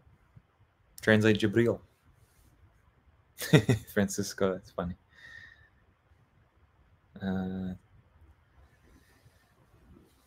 They want to turn it around and make it look like the Muslims oppress the non-believers. Yeah, for sure.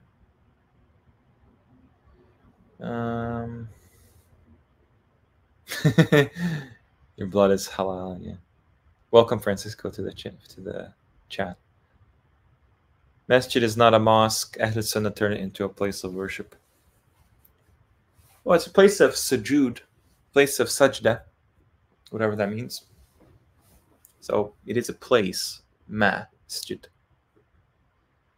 Salam, brother. Salam alaikum. Do you think the camel through the eye of the Nile parable was meant to be rope? No. No, I don't. And let me show you something interesting about that, Haytham. I'm glad you brought that up because it's not that the diacritics changed. It's just that we have not thought very deeply about the Quran outside the Bible and Hadith, outside modern science even. Let's take a look at that. Okay, so eye of the needle, right? That's the one. Al-khiyat. So when I go to this, so this is related to the word for thread. It's anyone's guess what this is. This is something with a definite article. God knows best. Allah knows best. So when I go to the needle verse, right?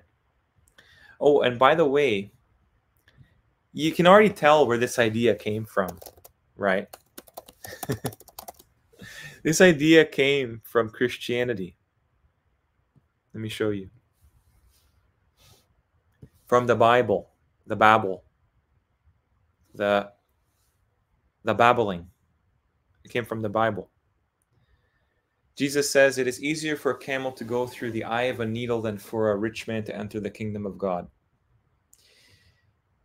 Then they put this in the Quran.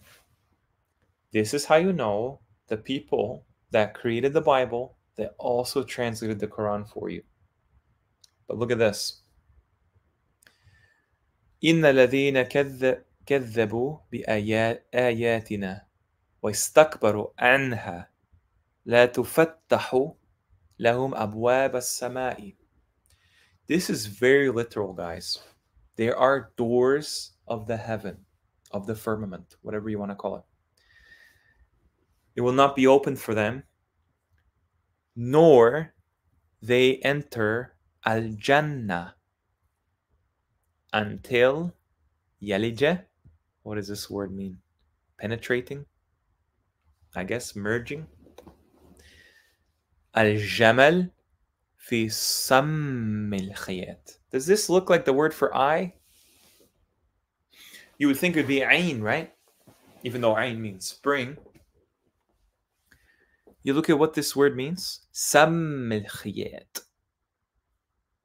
It means poison. But they've never translated it as poison. They've translated it as eye so they can fit the Bible in there. Amazing, eh? This is what they do. They do best. Jabal, Habal. There's no Jabal or Habal in the verse, right? There's no Jabal or Habal.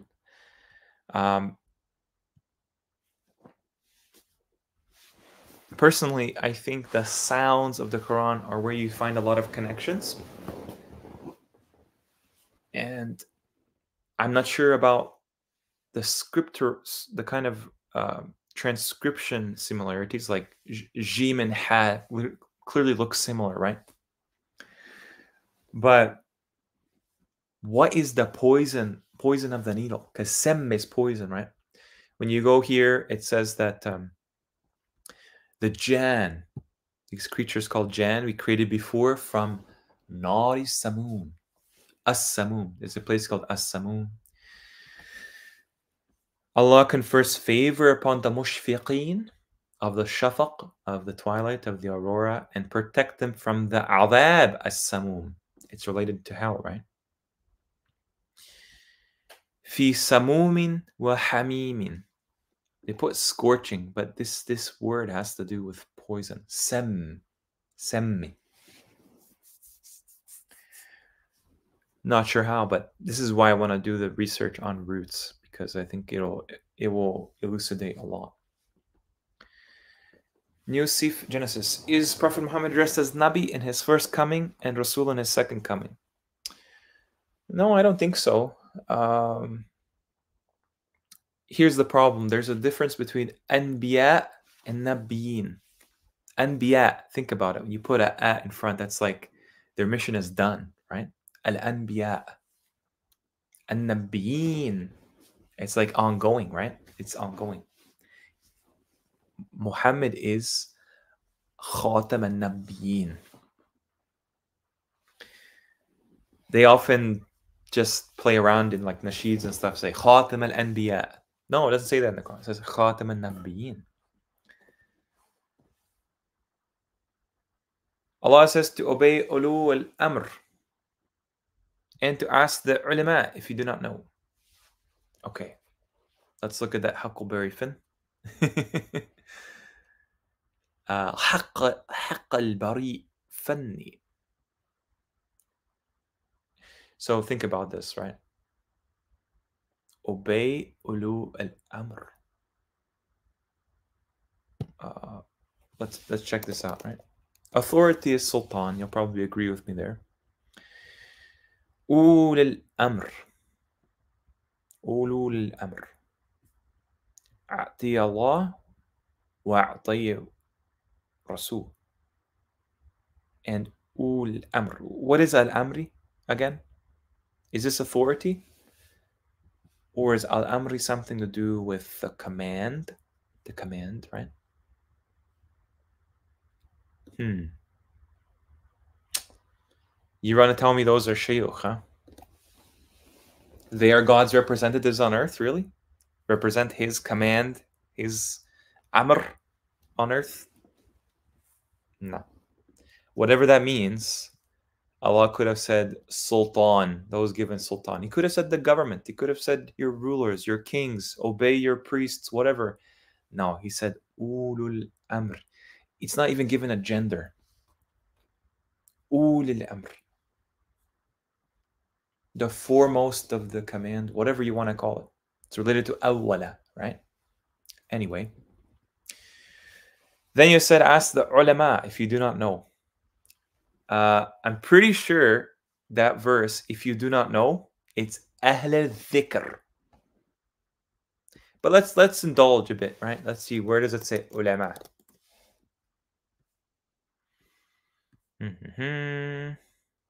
Let's search for scholars, you know? Making me do all the work here, Huckleberry Finn. Here we go. Ulama'u. Has it not been assigned to them that is recognized by the scholars of Bani Israel? So right off the bat, your ulama have to be from Bani Israel. If you think about it, where else is this word used? Ulama'u. Scholars. I'm not sure I see ulama anywhere else. Nothing in that verse hints at obeying them. But what it says is that bilisanin arabiyyin mubinin. So obviously the Quran is clear. People can take with what they will. وَإِنَّهُ لَفِي الزُّبُرِ الْأَوَّلِينَ. Is it not for you for them a sign that يعلمه علماء بني إسرائيل ولو نزلناه على البعض الأعجامين.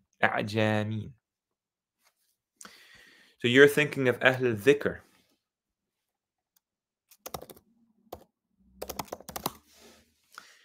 أهل الذكر is something else.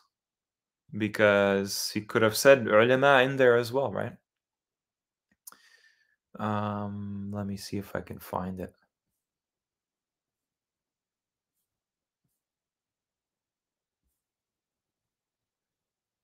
Those who remember. Where is it?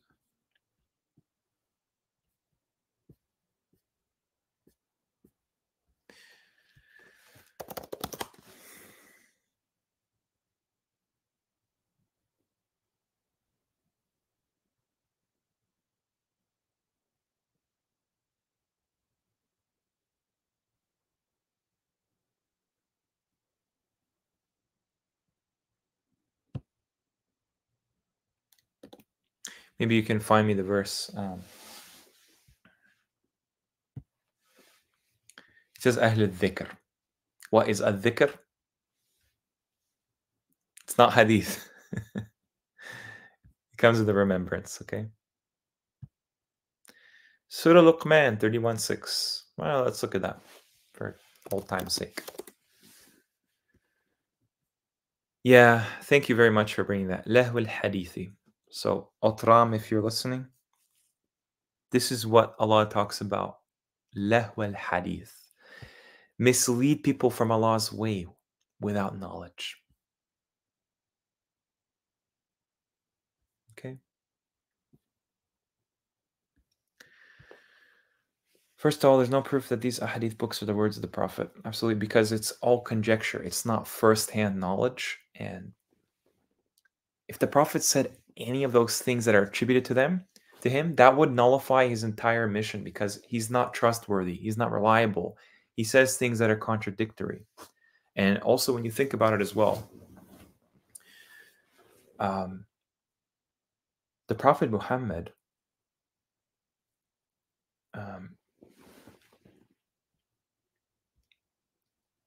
he's told in the Quran to be patient about what they say. Think about it. Like, he's slandered like no tomorrow with these things attributed to him. If we find just one problem with something that's watertight like hadith, okay, then the entire methodology is thrown to the wayside. Because they're the ones making the positive claim, right? I'm not making a positive claim. They are the ones, the burden of proof is on them to prove why we need that in the first place. His qawm was the Arabs mushriks. He didn't say ummah. Yeah, he didn't say ummah. Do you know why? Because his ummah would never do that. His ummah will not abandon the Quran. His true ummah transcends his qawm. You believe in the 73 sects, right? All of them will go into hell except one. And they're the ones that my companions were upon. They're my true ummah. There's another hadith. My ummah will never agree on falsehood. They agree on falsehood all the time. They call themselves the ummah. The ummah, what it calls itself today, is not the ummah in actuality. And the reason why, I mean, think about it. They're all at each other's throats. They're not really an ummah whatsoever. Their understanding of the Quran is so just, honestly. His qawm was the Arabs mushriks? What? Think about that for a second. The Prophet Muhammad was sent to Arabs? So you believe the entire history of, like, unbelievable, man. Please, look at some videos on the channel. Think for yourself. Don't let someone do your thinking for you. He didn't say ummah because his ummah gets salvation. He said his qawm because qawms are where the problem starts. Qawm al-awwaleen, Qawm Lut, Qawm Fir'aun, Qawm Ibrahim.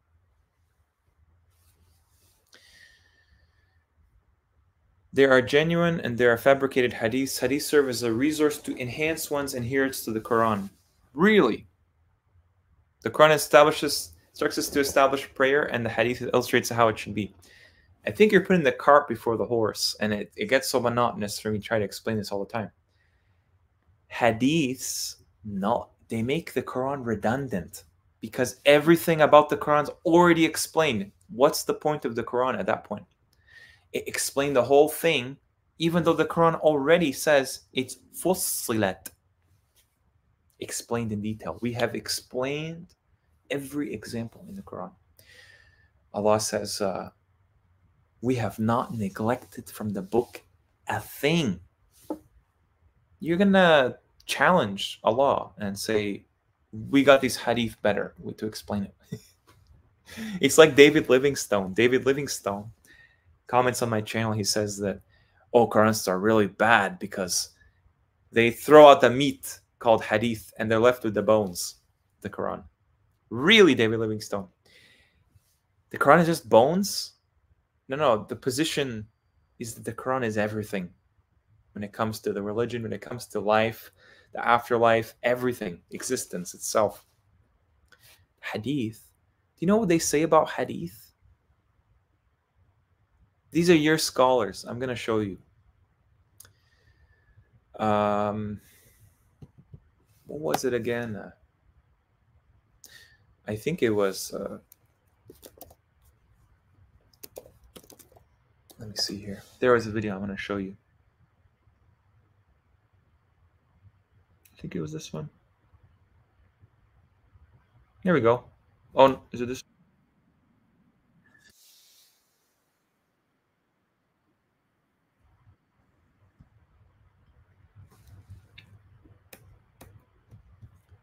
Look at this. This is from Hadith and Sunnah, Ideals and Realities, The Living Sunnah, and As-Sunnah wa Jama'ah by Fadl Rahman. The Quran is obviously not intelligible purely by itself, strictly situational as its revelations are. Nothing can give coherence to the Quranic teaching except the actual life of the Prophet and the environment in which he moved. This is how they treat the Quran. Redundant. That's what they treat the Quran as. Muslims. You want to tell me Qawm of Muhammad is just Arabs and mushriks? There is no ethnicity called Arabs in the Quran. Arabs, if you think that's just this tiny group of people that, you know, live in the Middle East, trust me. Hadith brings you closer to the Quran. This is from Sahih al-Bukhari. Allah's Messenger said, recite the Quran as long as you are in agreement as to its interpretation and meanings. But when you have differences regarding its interpretation and meanings, then you should stop reciting it. Stop reciting the Quran according to the Prophet in Hadith when you don't understand something. Yeah, amazing. They're just so amazing. Like, this is the claim brought forward by Muslims. And you can't prove to me the salat means prayer, because there's already a word for that, dua. And when you look at my video, Livestream 7, just look at the words, what salat means from the Arabic, extracted from the Arabic language. It doesn't even work. Allah is not going to destroy prayers because you already agree with your scholars, salawat means synagogues. When you send blessings on the Prophet, salawat, you already agree with your scholars, it's not prayers of Allah, it's actually blessings. Even though that's barakat. It's a complete book. Thank you, Chris. Complete book. Done. End of story. The major problem with cow wrongists, first time I've ever seen that word like that, is that they are being spit roasted between the modern white man's morality they have taken for a god, and hadith absolutists on the other hand, and that has them murtading. Murtading, really? Your hadith was made by the West. I'm sorry to inform you. Your hadith was made by the West. Your Quran manuscripts that have no diacritical marks were forged by the Western powers. And that enabled your hadith to claim about the Quran there's multiple recitations. Interchangeable words, basically. They're not accents, they're different words. And take the Quran as a thing abandoned. We're not modernists. The heck, we're against the whole mainstream opinion. You know that the mainstream academia considers us like enemy number one.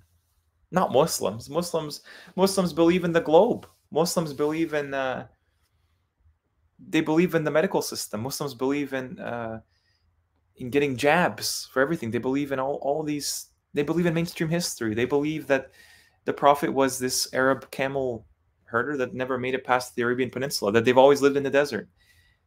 Muslims fit the New World Order's narrative. They do. I'm sorry to say. The only thing that they don't like Muslims about is their attachment to the Quran. The people that are against Islam, they burn the Quran. They don't burn the Hadith or anything. They burn the Quran. And Sunnis will just watch them say like, no, no problem. We memorized it. Really, which recitation did you memorize? Warsh, Duri, the fake ones, or Hafs, the real one? Your comment makes no sense. It's so funny. Bring me a claim that proves your positive claim about Hadith. I get it. There's diversity of opinion when it comes to this level. You guys think about how many Muslims are there in actuality? If we're to believe Saudi Arabia, of those 2 billion Muslims, how many of them are on the Salaf as-Salih, the saved sect? Then you have Sufis. They have all these other tariqas and everything like that. Then you have Shias. They basically think 90% of Muslims are just following kafirs and stuff, right? Where does it end? It's laughable, really. 5 billion times a day. You guys believe the prayer system was 50 salats, and then Musa told the Prophet Muhammad during his ascension, oh, tell God to change it, as if God cannot make up his mind. That's kufr. That's kufr, guys. The origin of the prayer system attached and ascribed to the Isra wal Mi'raj is kufr. It's nowhere in the Quran. We were told 50 salats, and then it was 25 salats. Do you know that Tabari, other like I think Tirmidhi, other hadith narrators in other collections, they differ on by what rate the number of salats was reduced to 5. Some say it was halved, some say it was reduced by thirds. So eventually at some point you have 12 and a half salats, and then Muhammad goes back to Musa, and Musa tells him, that's too much, your ummah can't do it. Musa knows more than God in hadith. Musa evades the angel of death in hadith, when Allah says nobody can evade death when it's prescribed for them. Musa, astaghfirullah, he goes before Bani Israel naked, and they see that he has like a thing, like a disease on him. Astaghfirullah, like, you guys believe in this. You guys believe in this hadith. They slander the prophets just like they slander the prophets in the Bible. They don't even call them by their normal names and Arabic names. I don't believe in that. So I don't have a problem. You're going to be the one to tell God on the Day of Judgment. You believed in this? You defended this. These, as Baba Shuaib calls, garbage books. Seriously, these garbage books. You bozos and your garbage books, in your hadith books. Seriously. Allah says very carefully, anybody that follows something other than what Allah revealed, what are they? Read the Quran, guys. It's not going to hurt anything. It's not going to hurt you. Read the Quran. See what happens when... What does Allah classify people that follow something other than what He revealed? This is why Sunnis, in particular, they play mental gymnastics and they say the hadith is also wahi. Subhanallah. You're going to tell me one book, self-contained, that is so intricate yet simple to understand, conveys everything, if you're willing to look, can even be comparable to the shelf, the library of shelves they have of nonsense, how to wash yourself with dried dung, how to scrub your intimate parts with dried dung and bones, and all manner of obscenities. They're obscenities. Watch my first hadith apocalypse stream. You'll see exactly all the problems that arise from them. Define what you consider disbeliever and specify individuals, including the obvious ones, who would fit this classification. That's not on me. That is up to Allah. Who's a disbeliever, who's not. That will be shown with time.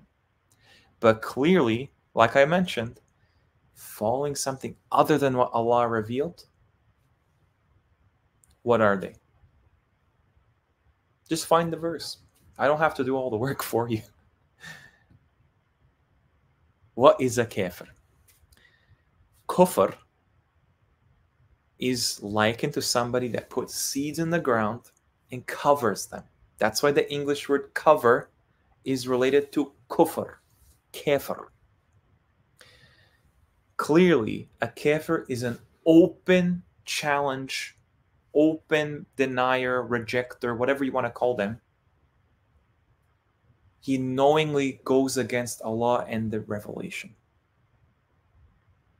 That's why they tend to be atheists who deny the existence of God whatsoever, who deny people that deny the Quran, like completely knowing what it is and everything. They're not in a good position, right? Mushriks is almost in a worse position somehow, because these people are just blind followers. They have no intelligence about them. They just follow. They never know during their lifetime they're mushriks. And so the kafirs really create the shirk for the mushriks, essentially. Shaitan is a kafir. And the followers of Shaitan, like Ibrahim's people, are mushriks. It's so simple. There's no injustice. There's no surprises who attains salvation, who goes to hell. It's not. It's very simple. Obviously, we all ask for Allah for guidance. You can never really say this person is a kafir for all time and space, because at some point anybody can repent and reform, right? That's why it's stupid. In your own hadith books, it says, whoever calls their brother a kafir, certainly one of them is. The intended meaning there is calling people kafir is basically tantamount to being one. Projecting, right? What we look at are the actions. That's why humanity is divided by Allah according to actions. Kafirin, mushrikeen, muttaqeen, salihin, mu'mineen. Those are all character traits. There's no Israelis in Jannah. There's no Saudis, Canadians, Chinese, Brazilians. Those are all fake. I'm sorry, your nations are fake. The ethnicity classifications are fake as well. The cultures are concocted around something because they want to hide your origins as a human species. Orthodox Christians are disbelievers regardless of what they might think. Look,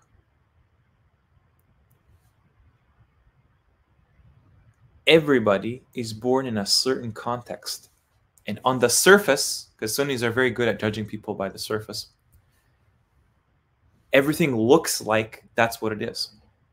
But you don't know what's privately going on in the person's head, what they actually believe, what they actually practice. You're just seeing somebody through a lens. Anybody can make the same thing, like claim about anyone else, right? What it seems like is the act of this association, like Orthodox Christianity, clearly that's problematic. Very problematic. It's not the truth. Provably. Like many other things. However, the people, at some point, because Allah is outside of time, right? He knows exactly where everyone will end up. So you may call this person, oh, you're Orthodox Christian, you're a kafir. Or whatever. You haven't even seen the whole lifetime of the person. Nothing. Who knows? Maybe they will be on your side by the end, by the hour. And they will renounce all of these associations that they've grown up in. Doesn't your hadith say that? That every person is born a Muslim, except their parents make them a Jew, a Christian, a Majus. It is like the animals that are born. Do you see any of them mutilated in their bodies? Yeah, that's in your hadith books. Oh, that's right. You know.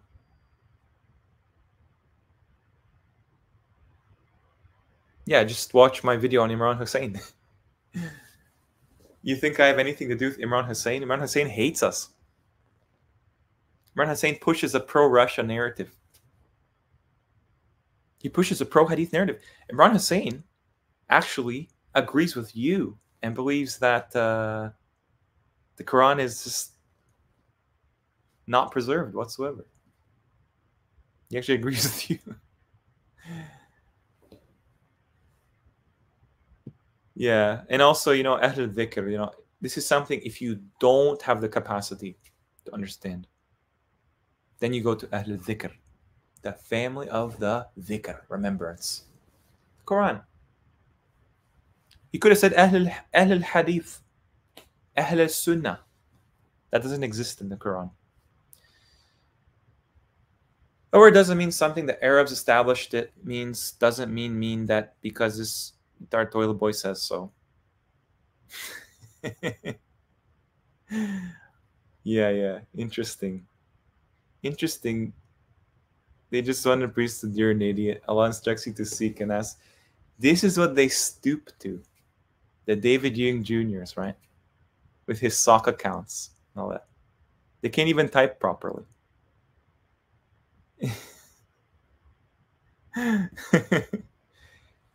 Ad hominem attacks instead of actually addressing the argument.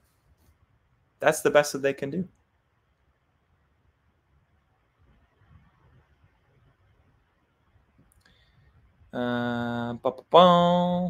Bye. Hope you had a nice time there, Huckleberry Finn. Let's see here.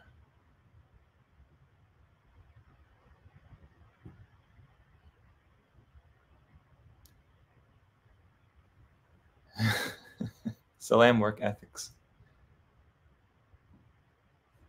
Yeah, that's the thing.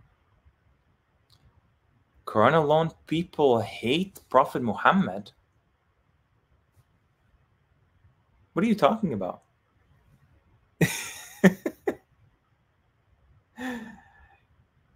The Hadith slanders Prophet Muhammad more than anyone. You are not Muslims. Imagine the arrogance of these people. They come and they're in a position to make, decisions of the hereafter for mankind. Amazing. They have to make the Quran and the Bible seem on the same level. Allah is not a poet, and what a weird metaphor. Yeah.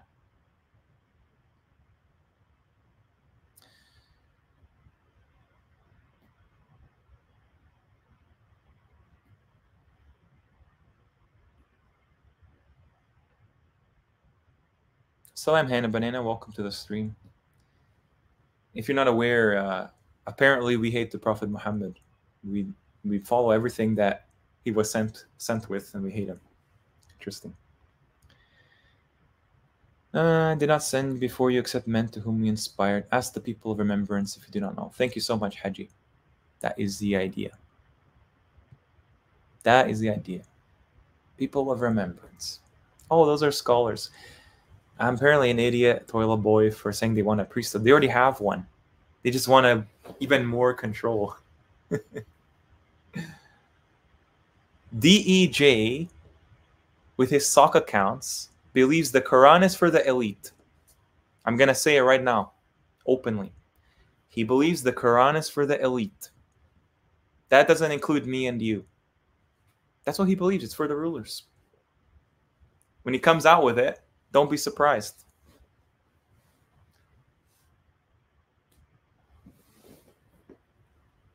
You just get attacked for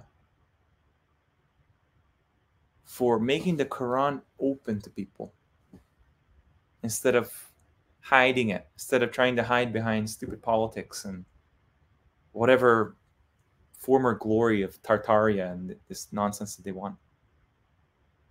It's such a Russian psyop. Like, it really is. Assalamu alaikum, EM, easy.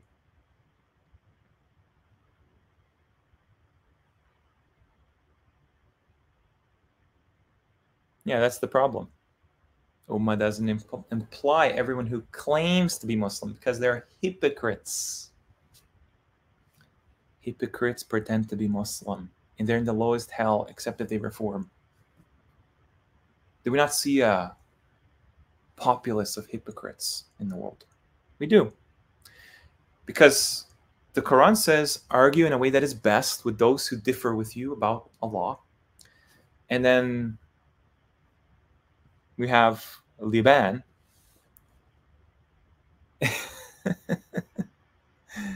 Who says, I hate the Prophet Muhammad, you ignorant followers, you're a failed fitna, you're not Muslims. Is that we're arguing the way the best? That's what the messenger would say. In your hadith, people wish death upon the Prophet. The Jews pass by and they say, Sam alaikum, death upon you. And then he says, and to you. And he just, Aisha asks him, hey, what the heck? Why don't you just show them who's boss, you know? The Prophet said, why would I do that? The Prophet is a mercy to the worlds. He's not a tyrant. He's not upon us, musaytir, control freak. That's what the Sunnis have concluded. And there's no way all of that is attributed to him, if any of it. And there's no way to discern which are the real hadiths, because then you're using your desires. That's essentially what everyone does. All right, guys, 2.5 hours almost.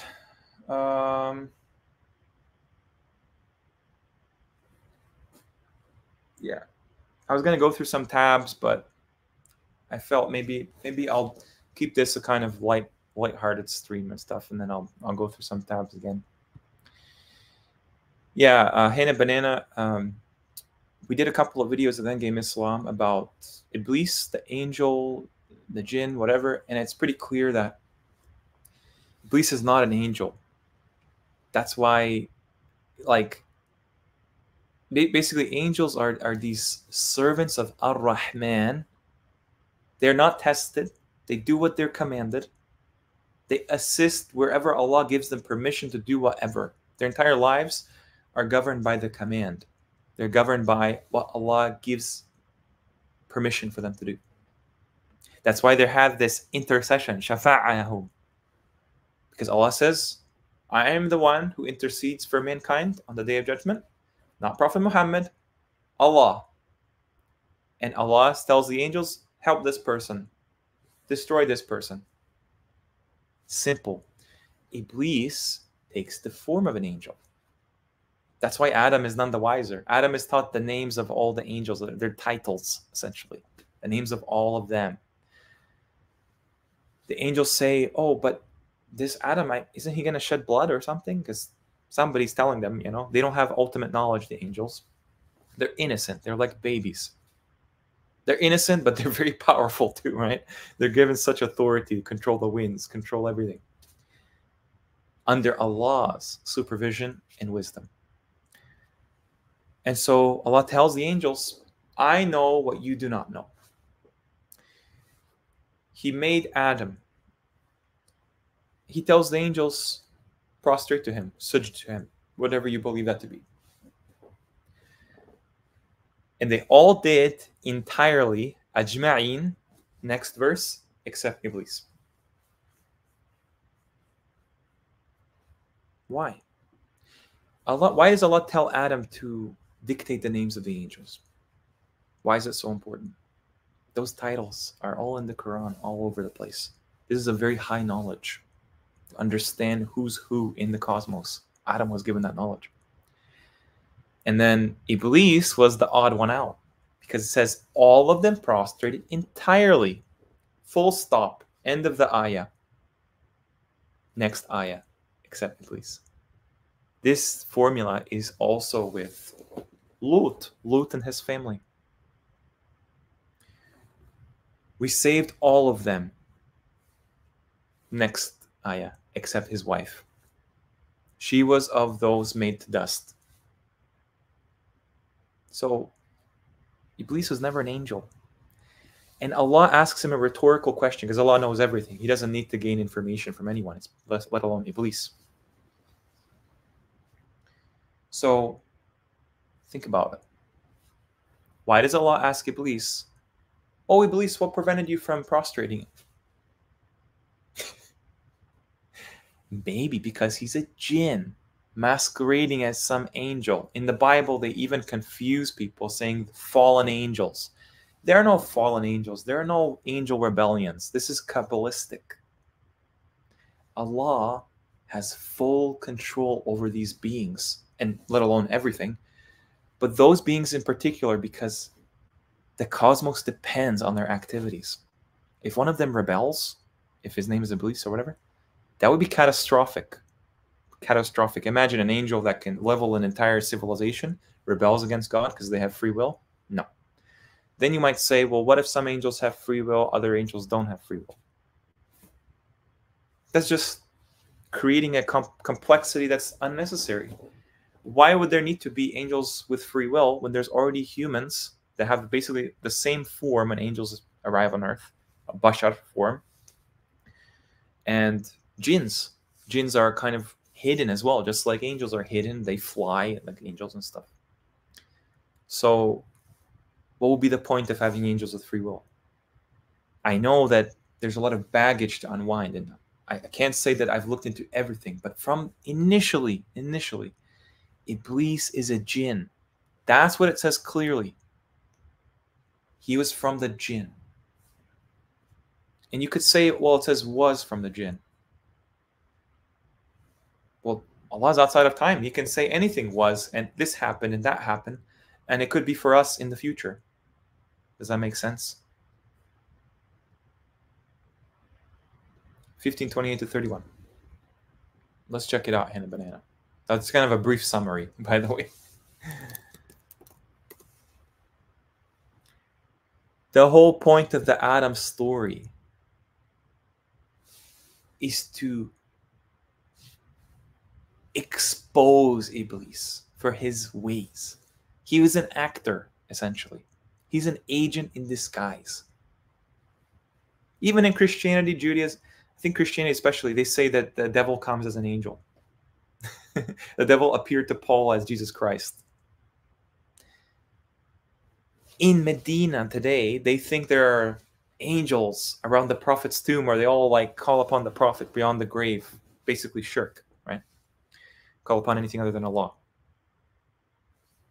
No, those are not angels. Those are jinns. They're electrical beings that shock the possessed people in Medina.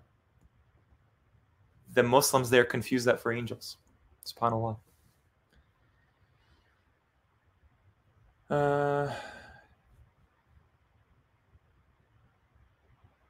Here we go. We said your Lord to the malaikati. Indeed, خالق بشرا من صلصال من حماء مسنون. Bashar, human being, right? I fashioned him and breathed into him from ruhi. That's not from Allah's body. Look up where ruh is used with like Isa's story, right? It's the same idea. Ruh al-Qudus, the Holy Spirit. فَقَعُوا لَهُ سَاجِدِينَ فَسَجَدَ الْمَلَائِكَةُ كُلُّهُمْ أَجْمَعُونَ. There it is. This is the end of the ayah. This cannot contradict with the next ayah. All of them, the malaikatu, all of them ajma'un together. Every single one. Next ayah, except Iblis. He was never part of the malaika. He only pretended. That's why it makes sense. Iblis promises Adam, if you eat from this of the tree, you will actually become immortal or be of the angels. Why would he say that? I thought he's an angel. No. He's a jinn. The jinn call Iblis their foolish one. If you want to say that he was an angel and then he was demoted to a jinn, what's the point of that? You're saying Allah made a mistake. He granted Iblis such a massive privilege, being an angel, and then he demoted them. What's to stop him from doing the same to Jibreel, same to Mikael? Or no. Malaika. There's malaika and there's malaku. It's like two different categories. Not sure which one is which, but the angels have ranks. Humanity has ranks in a way, and jinns also as well. The jinns claim Iblis as theirs. And it makes sense. Ma'ashad jinn wal insi. Not ex-malaika, jinn. Allah says, except Iblis, because he happened to be in the vicinity of that event. And it makes sense. Iblis, why does he not do that? قال يا إبليس ما لك? What's wrong with you? You do not be of the sajideen. Allah doesn't want an answer. He knows the answer. He's proving a point. Iblis is trying to pull a fast one on everybody as an actor. And he gets exposed because he can't commit to the role of actually prostrating to this thing called Adam, that he thinks Adam is just stupid compared to him. He thinks Adam is... That's how arrogance really cuts you off from knowledge. When you're arrogant, you actually become dumber. You cannot learn. The open-minded people, the open-minded scholars and whatever, you'll find their learning never stops. They learn since they're young and to old age. But the arrogant ones, they become stagnant and stale, like a river without a flow. And Iblis, he's one of the stupider ones of the jinns. Really, he is. But compared to us, he has a major advantage. The jinn are just cesspools of data. But the other jinns, the believing ones, they're like, Iblis says, he's a fool. He's a fool. He's our enemy. We acknowledge him as our enemy, but he's our fool. He's like a foolish one.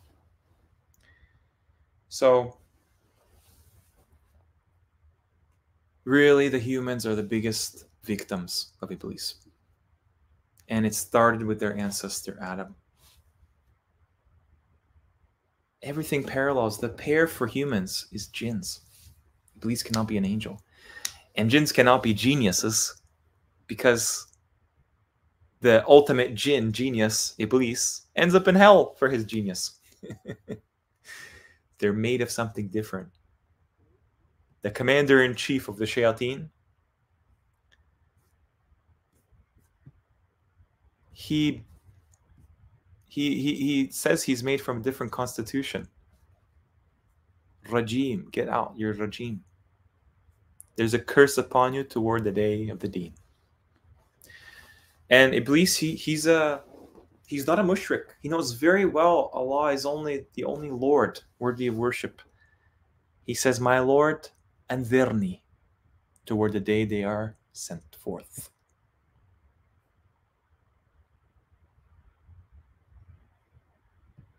Okay, hope that answers your question. No, they didn't, Utram. No, they didn't. Do you know why? Because they were all printed in the last few hundred years. They're all the manuscripts are found for all the religions in the past few hundred years. Nobody could even read them.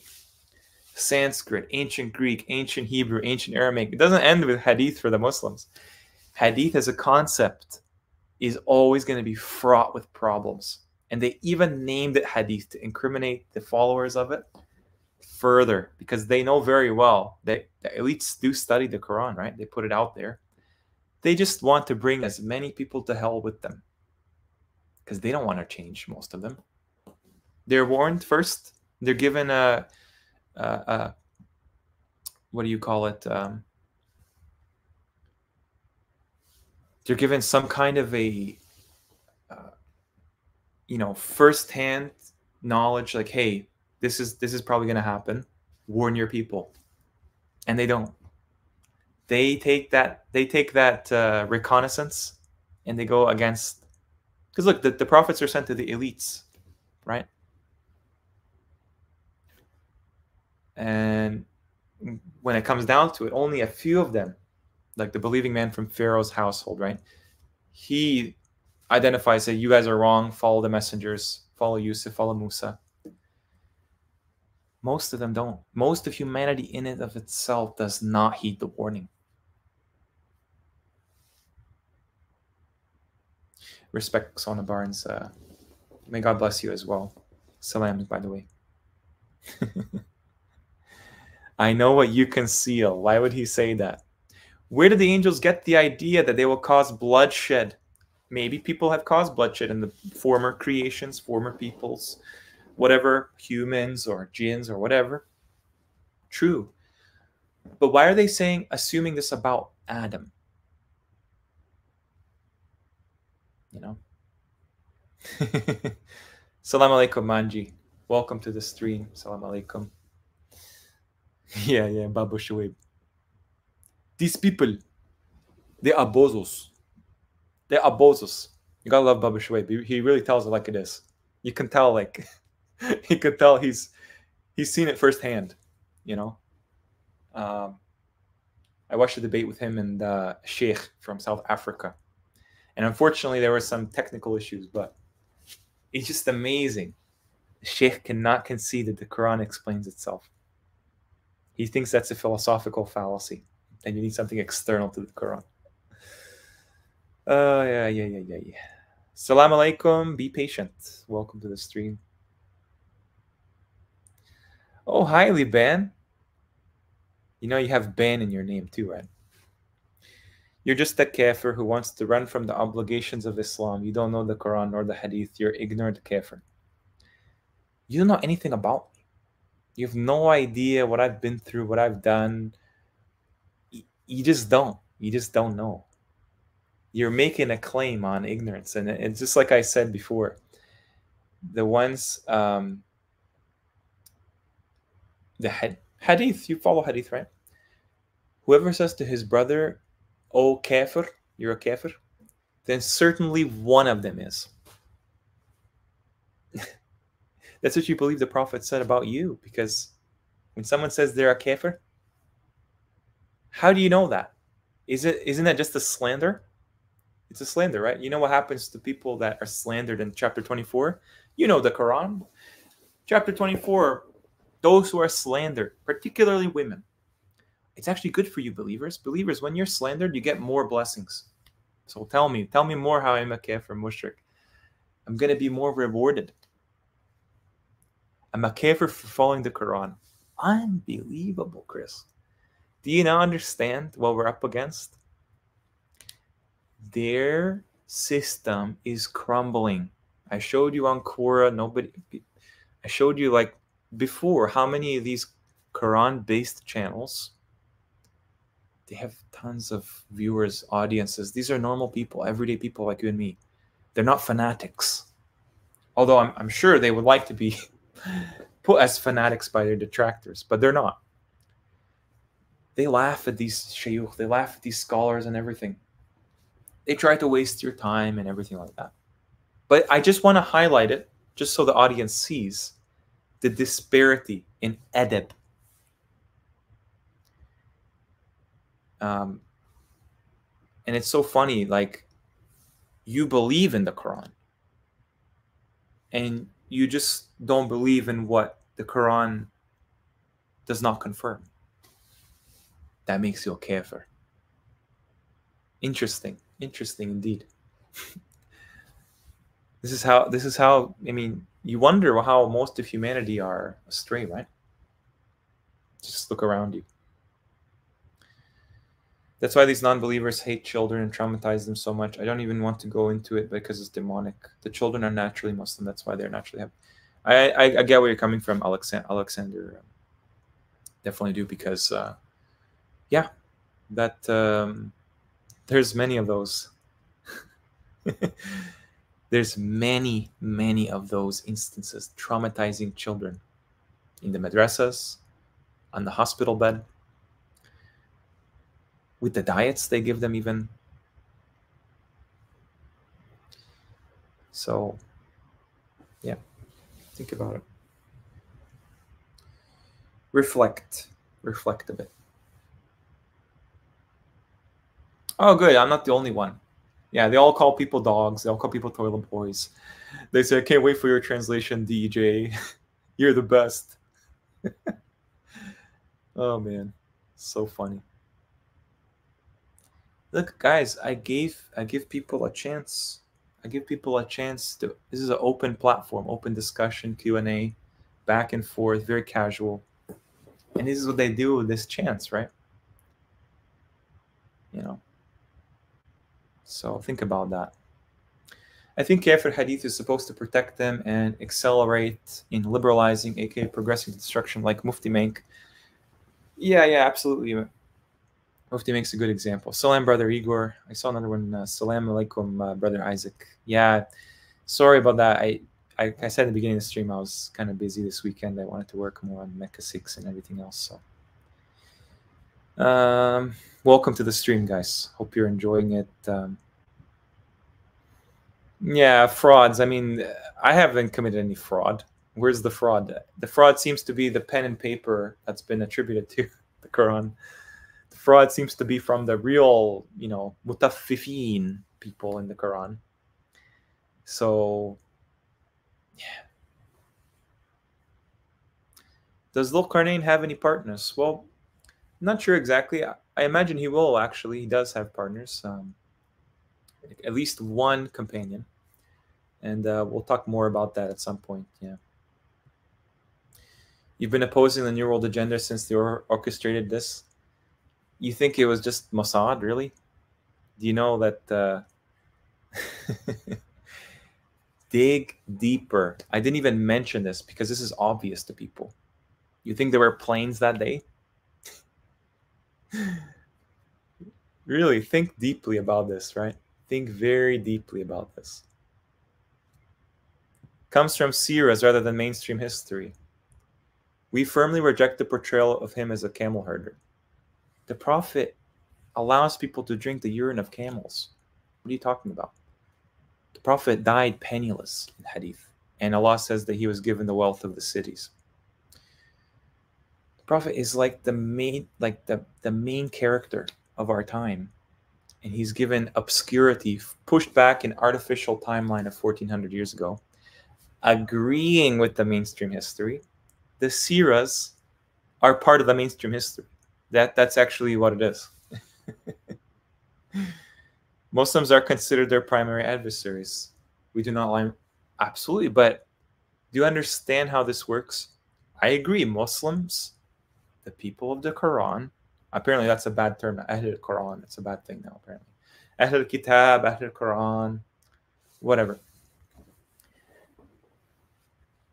The Muslims that call themselves Muslims, think about that. People call themselves Muslims all the time, but they have nothing of faith, nothing. They believe they're spinning around endlessly. All your scholars have concluded and conceded that. That's kufr. That goes against the Quran. Clearly. Spinning around endlessly, nothing about that in the Quran whatsoever. Quite the opposite. Dhul-Qarnayn, as the owner of the two time periods, refers to the time traveler. Could very well be. I don't really grasp what the full extent of al-qarn means at this time. It is an anti-Islamic stereotype propagated by our enemies. Absolutely, Utram. Think about this. The most anti-Islamic stereotype is what Muslims cherish. And they say, no, he married a 9-year-old. He married a 6-year-old. Yeah, he did. He did. But that's normal from them. The Muslims have no weight to stand on if they agree with this. Then they just fall into the trap like all the other religions. He's the most exemplary individual to have ever lived. And he certainly did not live 1400 years ago. The people that call themselves Sayyids today, generationally, don't even span 1400 years back to the Prophet Muhammad. They cannot even call themselves his descendants because there's no paternal bloodline from the Prophet Muhammad. only daughters, maternal. Oops. Forgot to mention. Count the generations, 40 or so, from the current claimed Sayyids, descendants of the Prophet, direct descendants. See if it goes to 1400 years. Generation 20, 25 years. Maybe younger, because they actually did. People usually will get married, 18 or something like that, 19. But around 20, being objective. Salaam alaikum, Endgame Islam. Welcome to the chat. Welcome to the stream. Always a pleasure. I am really behind in the comments, guys. Really behind. Peace, justice, compassion. Just want to reiterate. I do not condone Rashad Khalifa. Rashad Khalifa was accused of being with a minor. He was. You can find a newspaper article about that. Okay. Rashad Khalifa believes it's a spinning ball. He put in his translation ostrich egg. He's willfully trying to pull the wool over people's eyes reading the Quran. Funny that the scholars of the Sunnis agree with him, like Zakir Naik. That is an ostrich egg, even though the ha refers to nest, like an ostrich nest. Okay. Anyway, I do not agree with submitters whatsoever. May Allah guide them and everyone else to the truth. Just like any other religion, any other context that humans find themselves in. Sadiq, brother, I just came across your channel maybe a few weeks ago. I find it really eye-opening. My only concern with confirmation biases that you and I may have, and difficult to challenge it in times. Yeah, obviously that's always a danger, but think about this. Think about this, right? We have to do something. We have to do something, right? We can't really just, be on the attack all the time with like everyone else, right? But the purpose of this channel is to identify not merely the lies, that's obvious. Identify what is behind the lies that they have hidden from us. Because the hour is near, and I think that as time goes on, it will be established if it's true, and it will be, it will be an old, obsolete model if it's not true. So I'm glad you enjoyed the channel, and may Allah benefit everyone. As we evolve and understand things, maybe not get so hyped and lose the straight path. Well, funny enough, you mentioned the straight path, because that's the title of the video I'm going to record today, inshallah. And you'll see the straight path is not this kind of merely a metaphor thing. It's something very amazing that, inshallah, everyone who's a believer will be guided to.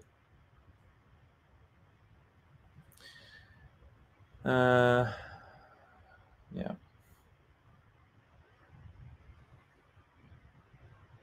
Yeah, I agree. Quran is sound as well. Yeah, code 19 stuff. I mean, clearly, that stuff just detracts away from the message. Oh, by the way, he's like a UN person. Like, he's from the United Nations. He actually his trial took place on the 19th. He was born on the 19th. Go figure. As if it's not all planned out.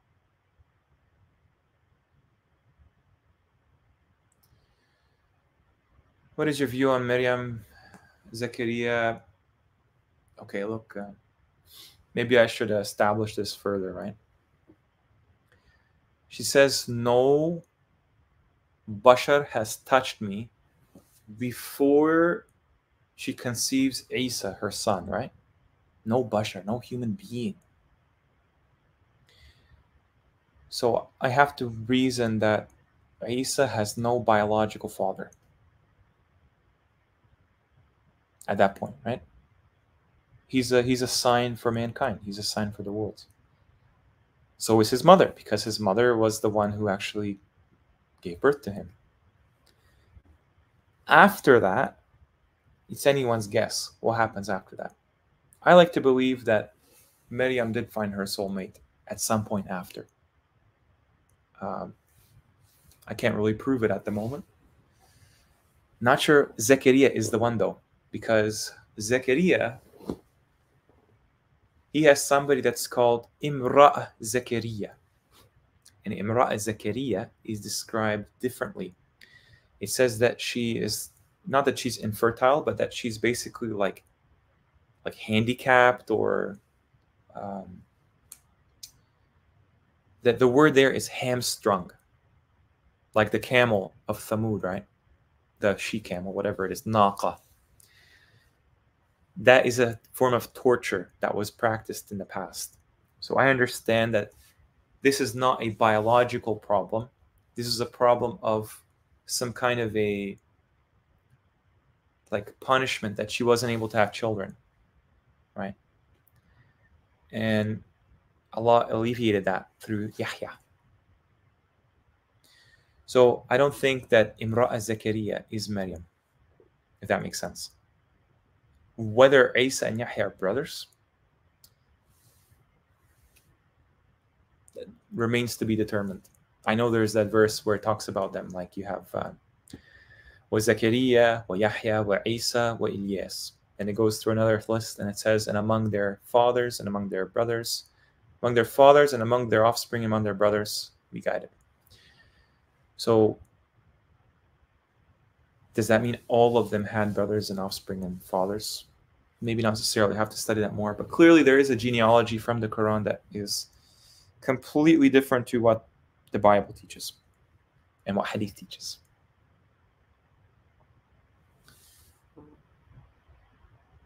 Certainly the Hadiths were extensively mass-produced, is utilizing technology that was previously unavailable. Yep. Oh, by the way, Otram, all due respect, obviously, like, I'm not here to tell you what to believe. Okay, I'm just giving an opinion. Take it or leave it, right? You wouldn't be watching this stream if you didn't have some curiosity, right? What's interesting is just look at the manuscripts of Hadith and look at how fresh they look. And then look at what age is ascribed to them using the pseudoscience of radiocarbon dating. Maybe it'll occur to you they're not that old. Because I know people whose grandparents didn't know anything about Hadith. They didn't have any system of prayer. That was taught to them within a few generations by the mosque, by the shayukh that were appointed by the people that colonized the Middle East and other places. So really, I mean, you just look back, look at pictures, old pictures of people, right? In the 50s even. What are they wearing? What are the women wearing? How are people dressed? What is even in that land? It seems like the land is desolate, and the people that spoke Arabic and other languages and stuff just migrated there like refugees. That's what it seems like. There are villages today that should have way more people based on how old they're supposed to have lived there, how long they're supposed to have lived there. And we don't see that at all. We see just tiny populations, barely anyone within the last few centuries. That's it.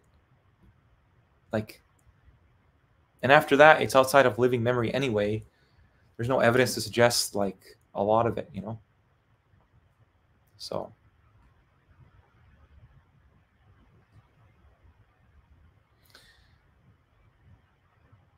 Solar sounds like you're explaining like Operation Mockingbird level on social media on their Islam because close to the time of their reset.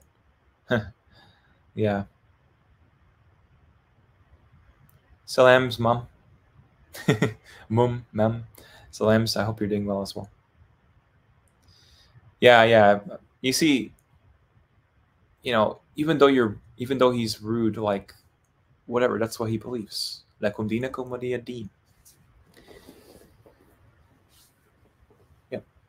Indeed, those who come with falsehood are a group among you. Do not think it is bad for you, rather it is good for you.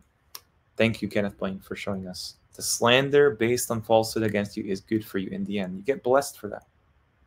You do. Brother, can you tell me in ritual prayer how many rakat and how do we prostrate with our chin?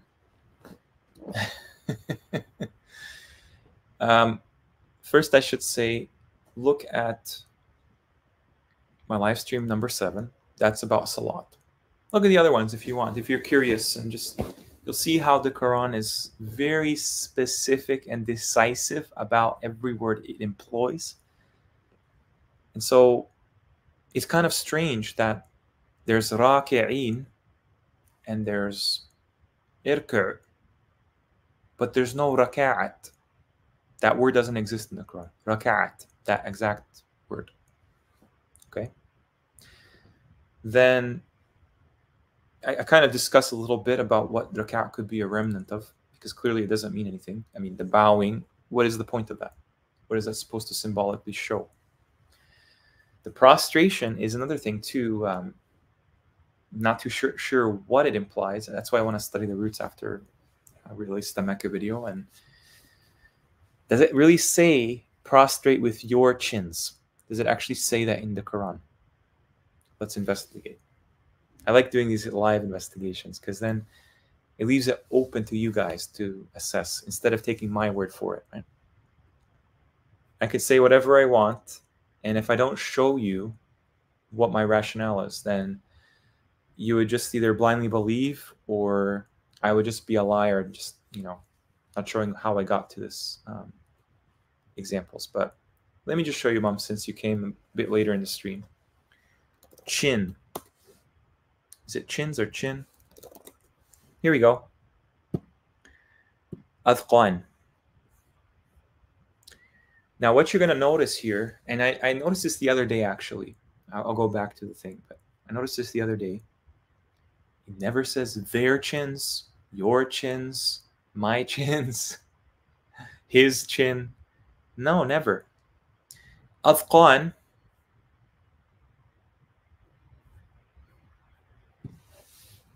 What's the word for beard? The word for beard in the Quran apparently is bilihyati. Usually they use the word for chin for beard, but here it's this. Okay.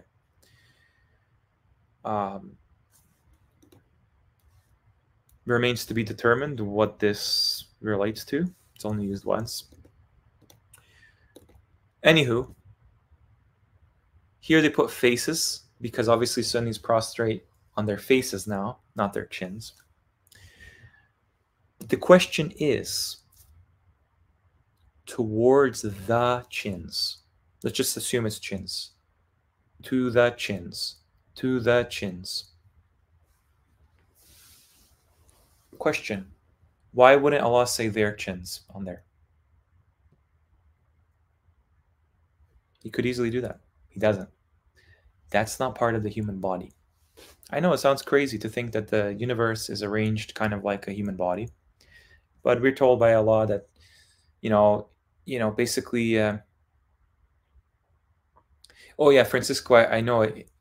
I'm just using the analogy to show that they have it the other way around. I know it's a verb. It's a dohaha. It's a verb, basically to level things off. Anyway. Floating cities in the sky is a Hindu concept. When I release the video, you're gonna really wonder why they gave so much stuff to Hindus, Christians, Buddhists, and everything. Why the pagans have this. Do you really think everything's Hinduism? It's everywhere. It's everywhere. It's actually even in Islam. Do you know Bayt al-Ma'mur? You know all of these things, like they tell you in the explanations of the Quran, so alleged explanations. There are levels. The heaven. Why would Allah describe the horizons that the Prophet ascended to? Isn't that a land? You think it's floating because, if you believe in the globe, that's a pagan concept because that was invented and it's still spinning and floating around endlessly. Salam, brother. Audara est fakere. Salam, yeah, Rashad Khalifa, yeah, FBI, whatever it is. Oh man, Too many comments, so little time. Welcome, Amira. Not late at all. It's just whatever, you know. Oh, okay. Okay, couple Quran verses here since it's kind of a Q&A. Cheerio, everybody. God bless you, Miss Ali. Thank you for coming. I'm not stealing Hindu concepts. Hinduism is not that old. Nobody could read Sanskrit hundreds or years ago. All of the things were found by these Orientalists. All of them. Imagine. There's an Indian mathematician. He even said like all the Indian history is completely fake. Most of it. Hinduism is not even a valid religion in the Quran. Like it's not even alluded to. So why does it exist? Because it's fabricated. Same with Judaism. Same with the idea of the Church of Christianity. Same with Sunnism, Shiism. Take your pick.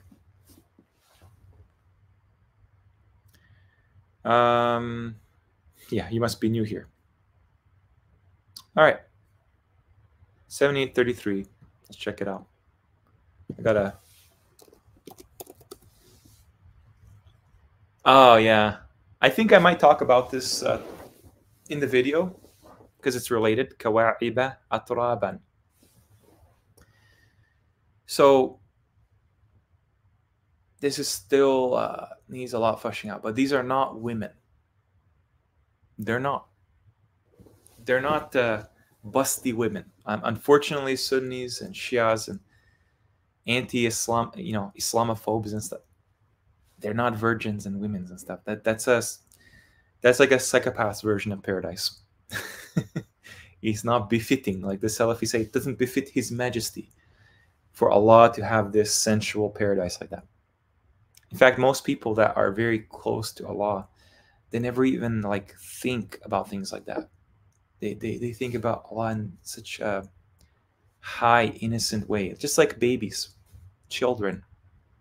They're closer to Allah than adults. Many of them. Many adults are further away from Allah's mercy and closeness than babies are, children. You think they're going to be thinking paradises like that on their fitrah? No. And what's interesting is you have the verse right here. Inna lilmuttaqina mafazan hada'iqa. This is what gardens means. Hada'iqa. I'll talk about it in the video, inshallah. Wa'anaban. These grapevines, you guys are going to love this idea. وَكَوَاعِبَ أَتْرَابًا. So all those things go together. كَوَاعِبَ is the plural of ka'ib or ku'b, I'm pretty sure. They just put in their splendid companions. But this is the root. Ka'ba is a part of the world that is like a stabilizer. Okay? That's why the Masjid al-Haram has a Ka'ba. I'm not talking about Saudi Arabia. The Ka'ba, al-Bayt al-Haram. So maybe part 7 we'll talk more about this, but maybe I'll try to introduce the idea for part 6. And then atraban. Atraban is related to dirt. It's related to soil. I know that today this means well-matched, equal age. Really what it means is co-eval. C-O-E-V-A-L. Not E-V-I-L. C-O-E-V-I-A-L. Co-eval means something contemporary, existing at the same time. Okay? The same age. You know, like when they go and they dig in the soil and they figure out how old something is by how deep it is, what layer in the soil is? Atrabon. Think about trab, soil, dust, earth. Trab. In other languages like Slavic, the word for grass is trava. And I think we have a similar word, turf, in English. Turf, turb, turba, turf. Qasirat al-tarf, tarf, the vision. So really, like, the line of sight is related to the plane of the world, the space. And And the tarf, that's like, it's literally the extension of how far you can see, what you can actually قاصرات الطرف has to do with vision, something, line of sight.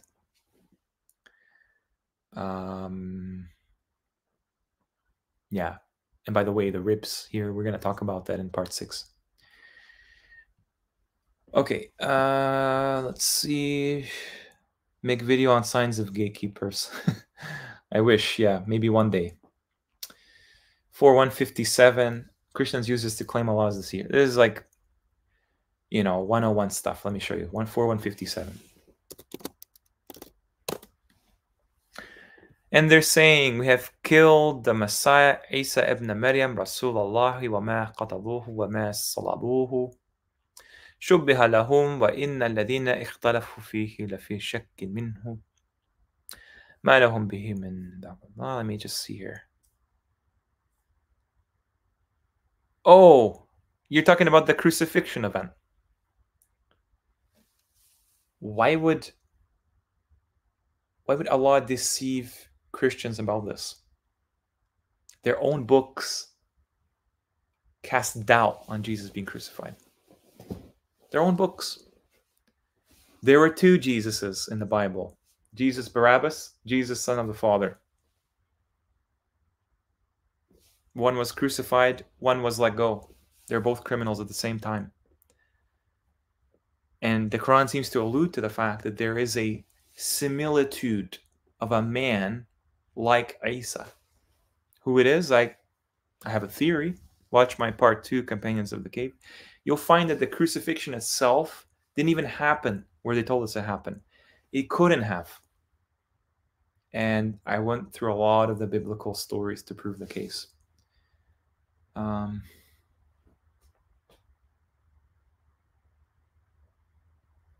Okay, but you understand the problem, right? Khadija, Aisha not mentioned the Quran by name whatsoever. And then what you have is literally, I mean, why shy away from it? Why not be open about it, right? His marriage to Aisha is not insignificant. So many hadith are transmitted from Aisha. Many of them. And he sent to the world, it's like, you want to talk about like the way of Allah? The way of Allah has nothing to do with minor marriage. Never. That's a girl. It's not a woman. Allah says marry women. And your own scholars don't understand Arabic, like Ibn Kathir. I can prove Ibn Kathir makes a mistake. And you're telling me this is the hadith, the sunnah, the tafsir of the Prophet that was orally transmitted through, eventually came down to Ibn Kathir, Tabari, whatever. Ibn Kathir says that verse where they have not yet menstruated, he says that means you can marry girls. No, it doesn't, because the same ayah says nisa. Nisa is women, not girls. And women can definitely lose their times of the month. So the Aisha marriage is not insignificant. She led a war against his successor, I guess you could say, his son-in-law. He's kind of like his brother, kind of like his nephew, his cousin, basically, right? Aisha is the daughter of Abu Bakr, the first caliph. It's a major thing. Aisha transmits so many hadith. If she ever existed as a real person, that's her real name and everything, it's deplorable what is ascribed to even her. Because, I mean, she's teaching men how to wash herself from behind the screen. How is she going to do that? They're clearly looking at her. These are other men. The Prophet's not home. Please, like, if you speak Arabic, or if you don't speak Arabic, watch a channel called Hussein Al-Khalil. Hussein Al-Khalil. Most of his videos have English captions, even sometimes French captions. Just watch his videos with an open mind. He will show you hadith. I mean, if you want to reject them, fine. If you want to reject those sahih narrations, say, no, that's not the Prophet. Prophet would never do that. Fine. Now you're following your desires, because how do you know what the Prophet said? If the Sahih narrations are also compromised, yeah. It was customary to marry that rite of passage. Is that the truth? No, that you're following conjecture now. You were not there. In fact, women only become women not when they start menstruating. Let's be honest. That girl, any girl that age, cannot, except dangerously, have a child. And this is what they say. They say, like, the Prophet consummated the marriage when she was 9. They can't agree 9, 11, 10, 8. Numerical contradictions, yet again. No, it's not a rite of passage. It's wrong. It's deplorable. This is not some liberal, modern moralism. No, it's Allah says marry women. So you're assuming it's 1400 years. You're assuming that was the cultural norm. You're assuming they're from the desert environment. There are no proof of that. You're assuming that the Prophet was did all these things ascribed. It's just assumptions. All of it is assumptions. They follow not except assumption, and they are only guessing. Majority of annas. Christians are benign hypocrites because the Bible literally says God deceives people. Yeah. Look, man.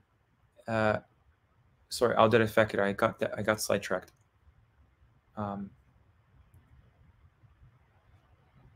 The crucifixion is meant to prove to people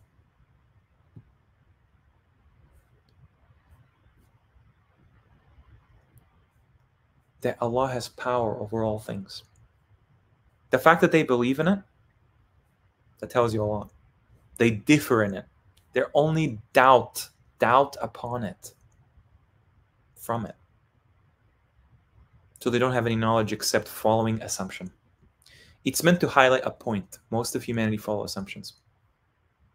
Guessing, guesswork. What is the history of the 4 Imams based on? No clue. Can't find them in the Quran. There's clearly something to the story, but what is the actual story?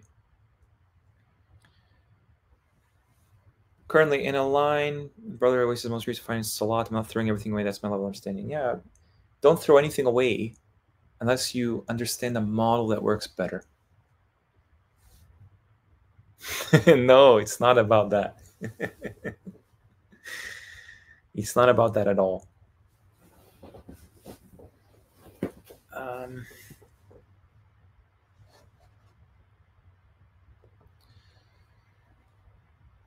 Yeah, Otram, they added 1,000 years of history, provably.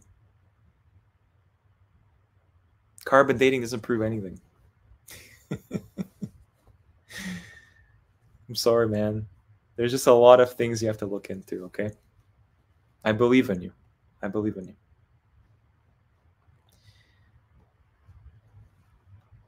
It's okay, man. It's okay. I was in the same position as Otram as well. Come on, man. The existence of cells. Did you know that the existence of cells was disputed in the 50s as well? Oh, man, what's the guy's name? Just look into a guy called Dr. Tom Cowan. Dr. Tom Cowan. And see how things are actually organized in the body. He's on BitChute. I think maybe he's been banned from YouTube now. So much of biology, biochemistry is fake too. I'm not saying you throw out everything. I'm saying that they build these fields on assumptions. Like with dinosaurs, like with everything.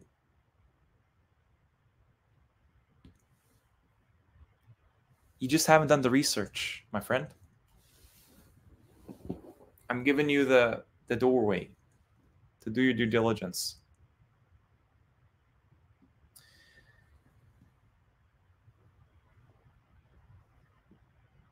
Yeah, I don't know, Sadiq. I have to look into it further. The genealogy is a thing on the back burner at the moment.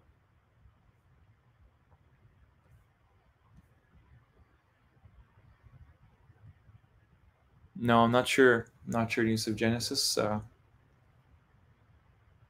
sure you can find something like if you search.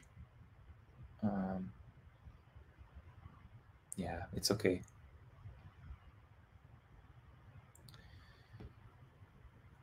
How do you think they come up with these hadiths with so many role players? How long? How many people would have been involved? Look, man, the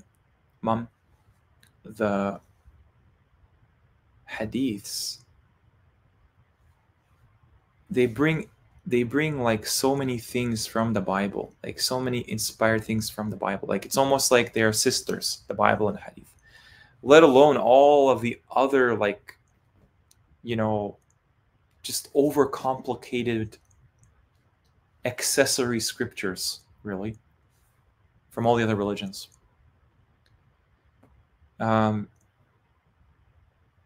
There's a hidden elite, really at the top. It's al-ma'shar, al-jinn wal-insi. So they collaborate with each other, and they form pretty much most of the world that you're familiar with, most of it. You think that AI is a new thing? Or any of the technology that we have today is something new? They've had this in the past. They just give us hand-me-downs with the real stuff. And jinns have clearly been involved in creating civilizations. Remember Suleiman's story? He used jinns to create those. He used jinns to create everything. Physical things, all kinds of things. They are just so different than us, right? That when he died, Suleiman died, there was something changing in the world, right? And those jinns are clearly shayateen. They interfere with human affairs. Doesn't have to be a lot of people involved, because everything is stratified. That's why people think like all of the people involved in the Apollo missions knew about it. They didn't know about it. There was one guy who was an astronaut, I think, and he was tragically killed. It was an accident. He died before, because he said that, how are we supposed to go to the moon, like in a few months, when we can't even talk between each other? And then they put him in a gas chamber and lit him on fire. And his family knows that he was set up.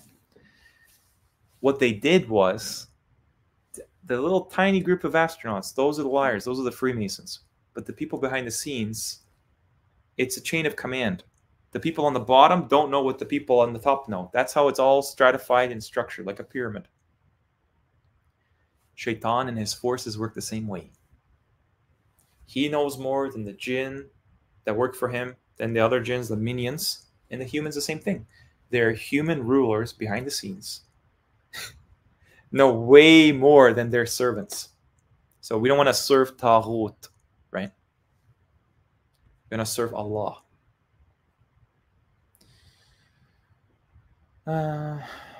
Quick search on Google, yeah. Carbon dating, yeah. Other comparable techniques, sure.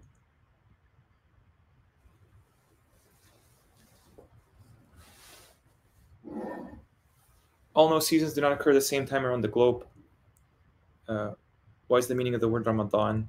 That's something I want to actually make a video about, the calendar itself. It doesn't actually align with the seasons of Arabia. Do you know why?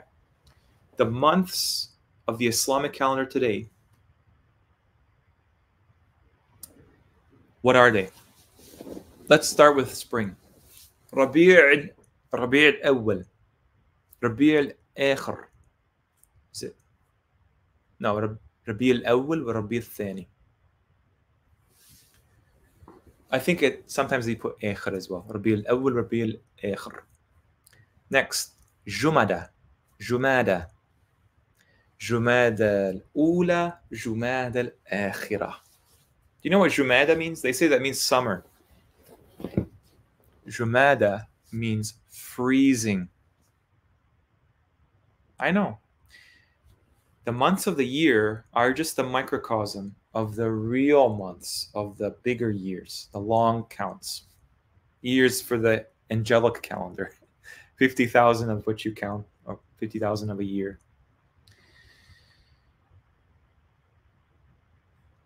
All right, I think I've caught up with the. I think I've caught up the chat. Nice. Okay. So, to answer your question, they don't align with the seasons in Arabia. There is no fall in Arabia. There is no spring in Arabia. And what you have is just 3 or 2 seasons, like hot season, dry season, and wet season. Because it's a desert. But even the precipitation is barely anything. And shutli, which is winter. والصيف والشتي والصيف. Surah Quraysh, that's precipitation. That's what people call rain falling down. Shitty, precipitation. So, yeah, we have to really investigate the names of the inherited calendar, where they align. And, yeah.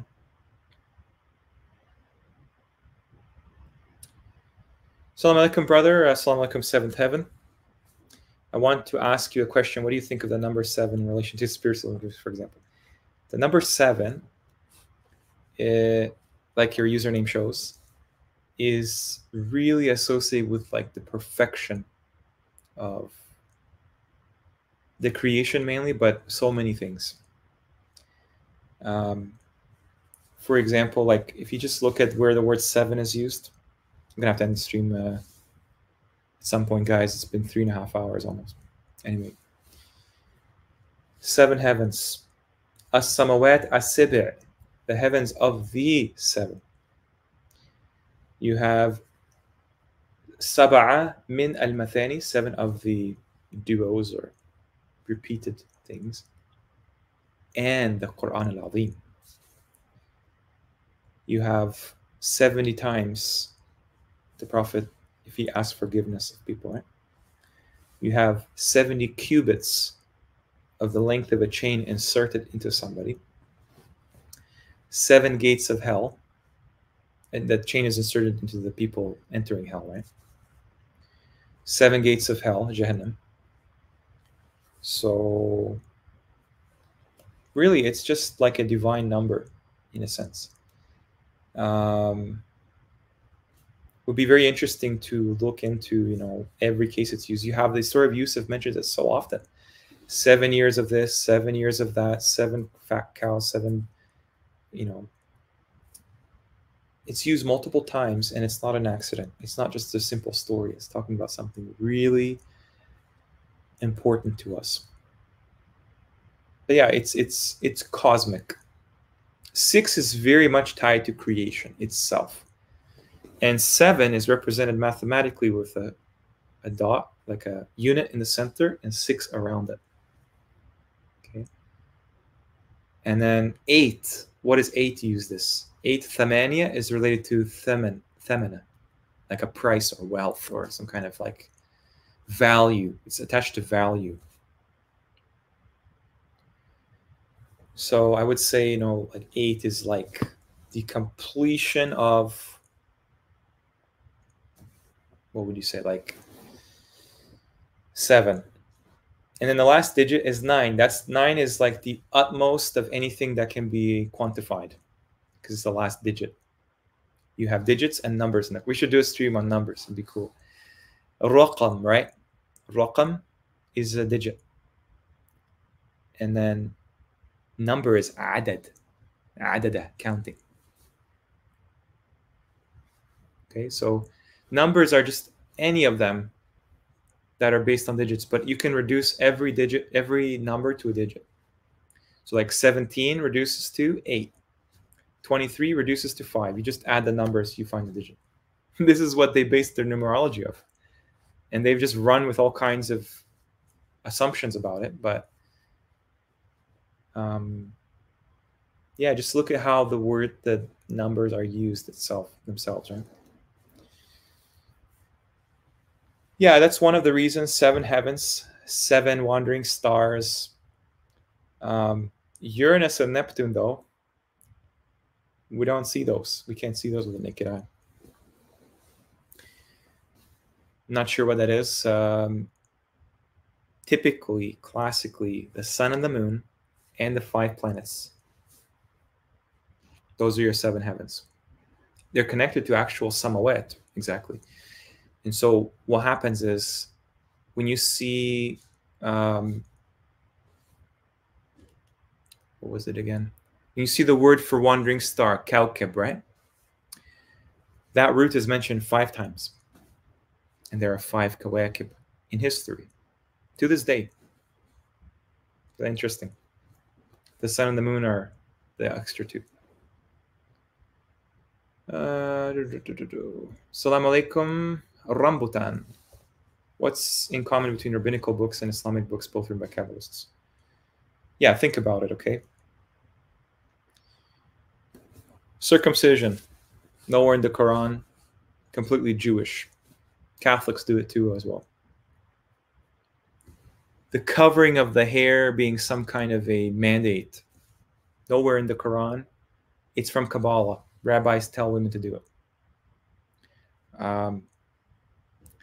You know, just open up the hadith and you'll see like all kinds of, first of all, okay, number 1, biblical stories. The biblical context is now in hadith. That's from Judaism. That's from Christianity, as we're told. That's why they call them Abrahamic. They're not Abrahamic. Abraham is not even his name. Ibrahim had only one religion, Millat Ibrahim. It's named after him. And it's within the boundaries of ad-Din al-Islam, not just Islam. Judaism, Christianity out the window. Islam they created as a way to kind of gatekeep Millat Ibrahim. There are so many things, like, for example, one of the biggest ones I'll tell you, Sunnis believe that hell is temporary. This is kufr. Allah says these are the kafirin believe in this, right? The Yahud are the ones that believe in this. The Jews today believe hell is temporary. Only in hadith.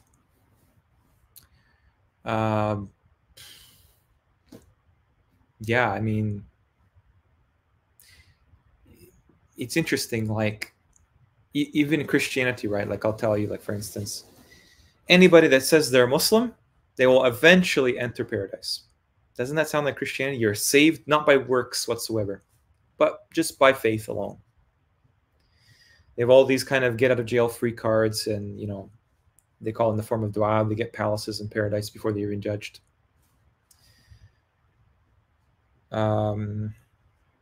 Yeah, the Talmud has minor marriage as well. So, stoning adulterers, Bible, not in the Quran, not at all. Bible. Killing infidels, that's in the Bible, not in the Quran. The only thing that the Quran says is fight those who fight you. And it's in the context of a war. So, of course, you don't want to be killed, right? Worship your parents. Basically, obey your parents no matter what. That's in the Torah. The Christians, they deviate a bit. They say, like, screw your parents, whether or not. And then Islam, Sunni Islam, basically says, worship your parents. Feet is under the Jannah is under the feet of your mother, or something like that. That you have to obey them. If you don't obey your parents, you go to hell. So much of the whole. Do you know even Jews, they actually do salat similarly to Sunnis, like similar to Shias. They will sit down after standing and bowing. Then they will sit down and they'll go like this. Exactly like Sunnis. SubhanAllah. So there's something going on. And they pick and choose, they cherry pick. They say, oh yeah, the Jews got this right. The Jews got everything else wrong. Christians got this right, everything else wrong. Yeah.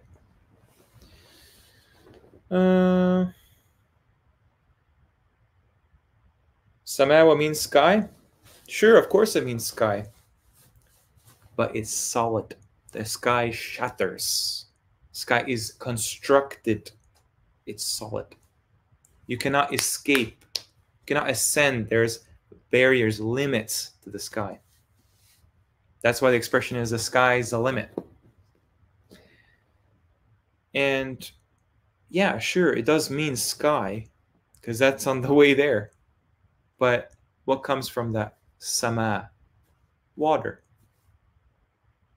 It's not clouds, sama, water. Even the word ma is in it.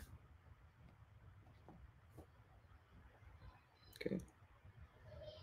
Again, take it or leave it. Like I'm just kind of thinking out loud at this point. Okay, guys, I'm gonna call it a day. And yeah, so hope you guys enjoyed the stream. Thank you very much for coming. It's been a while. And yeah, assalamu alaikum rahmatullahi wa barakatuh, everybody.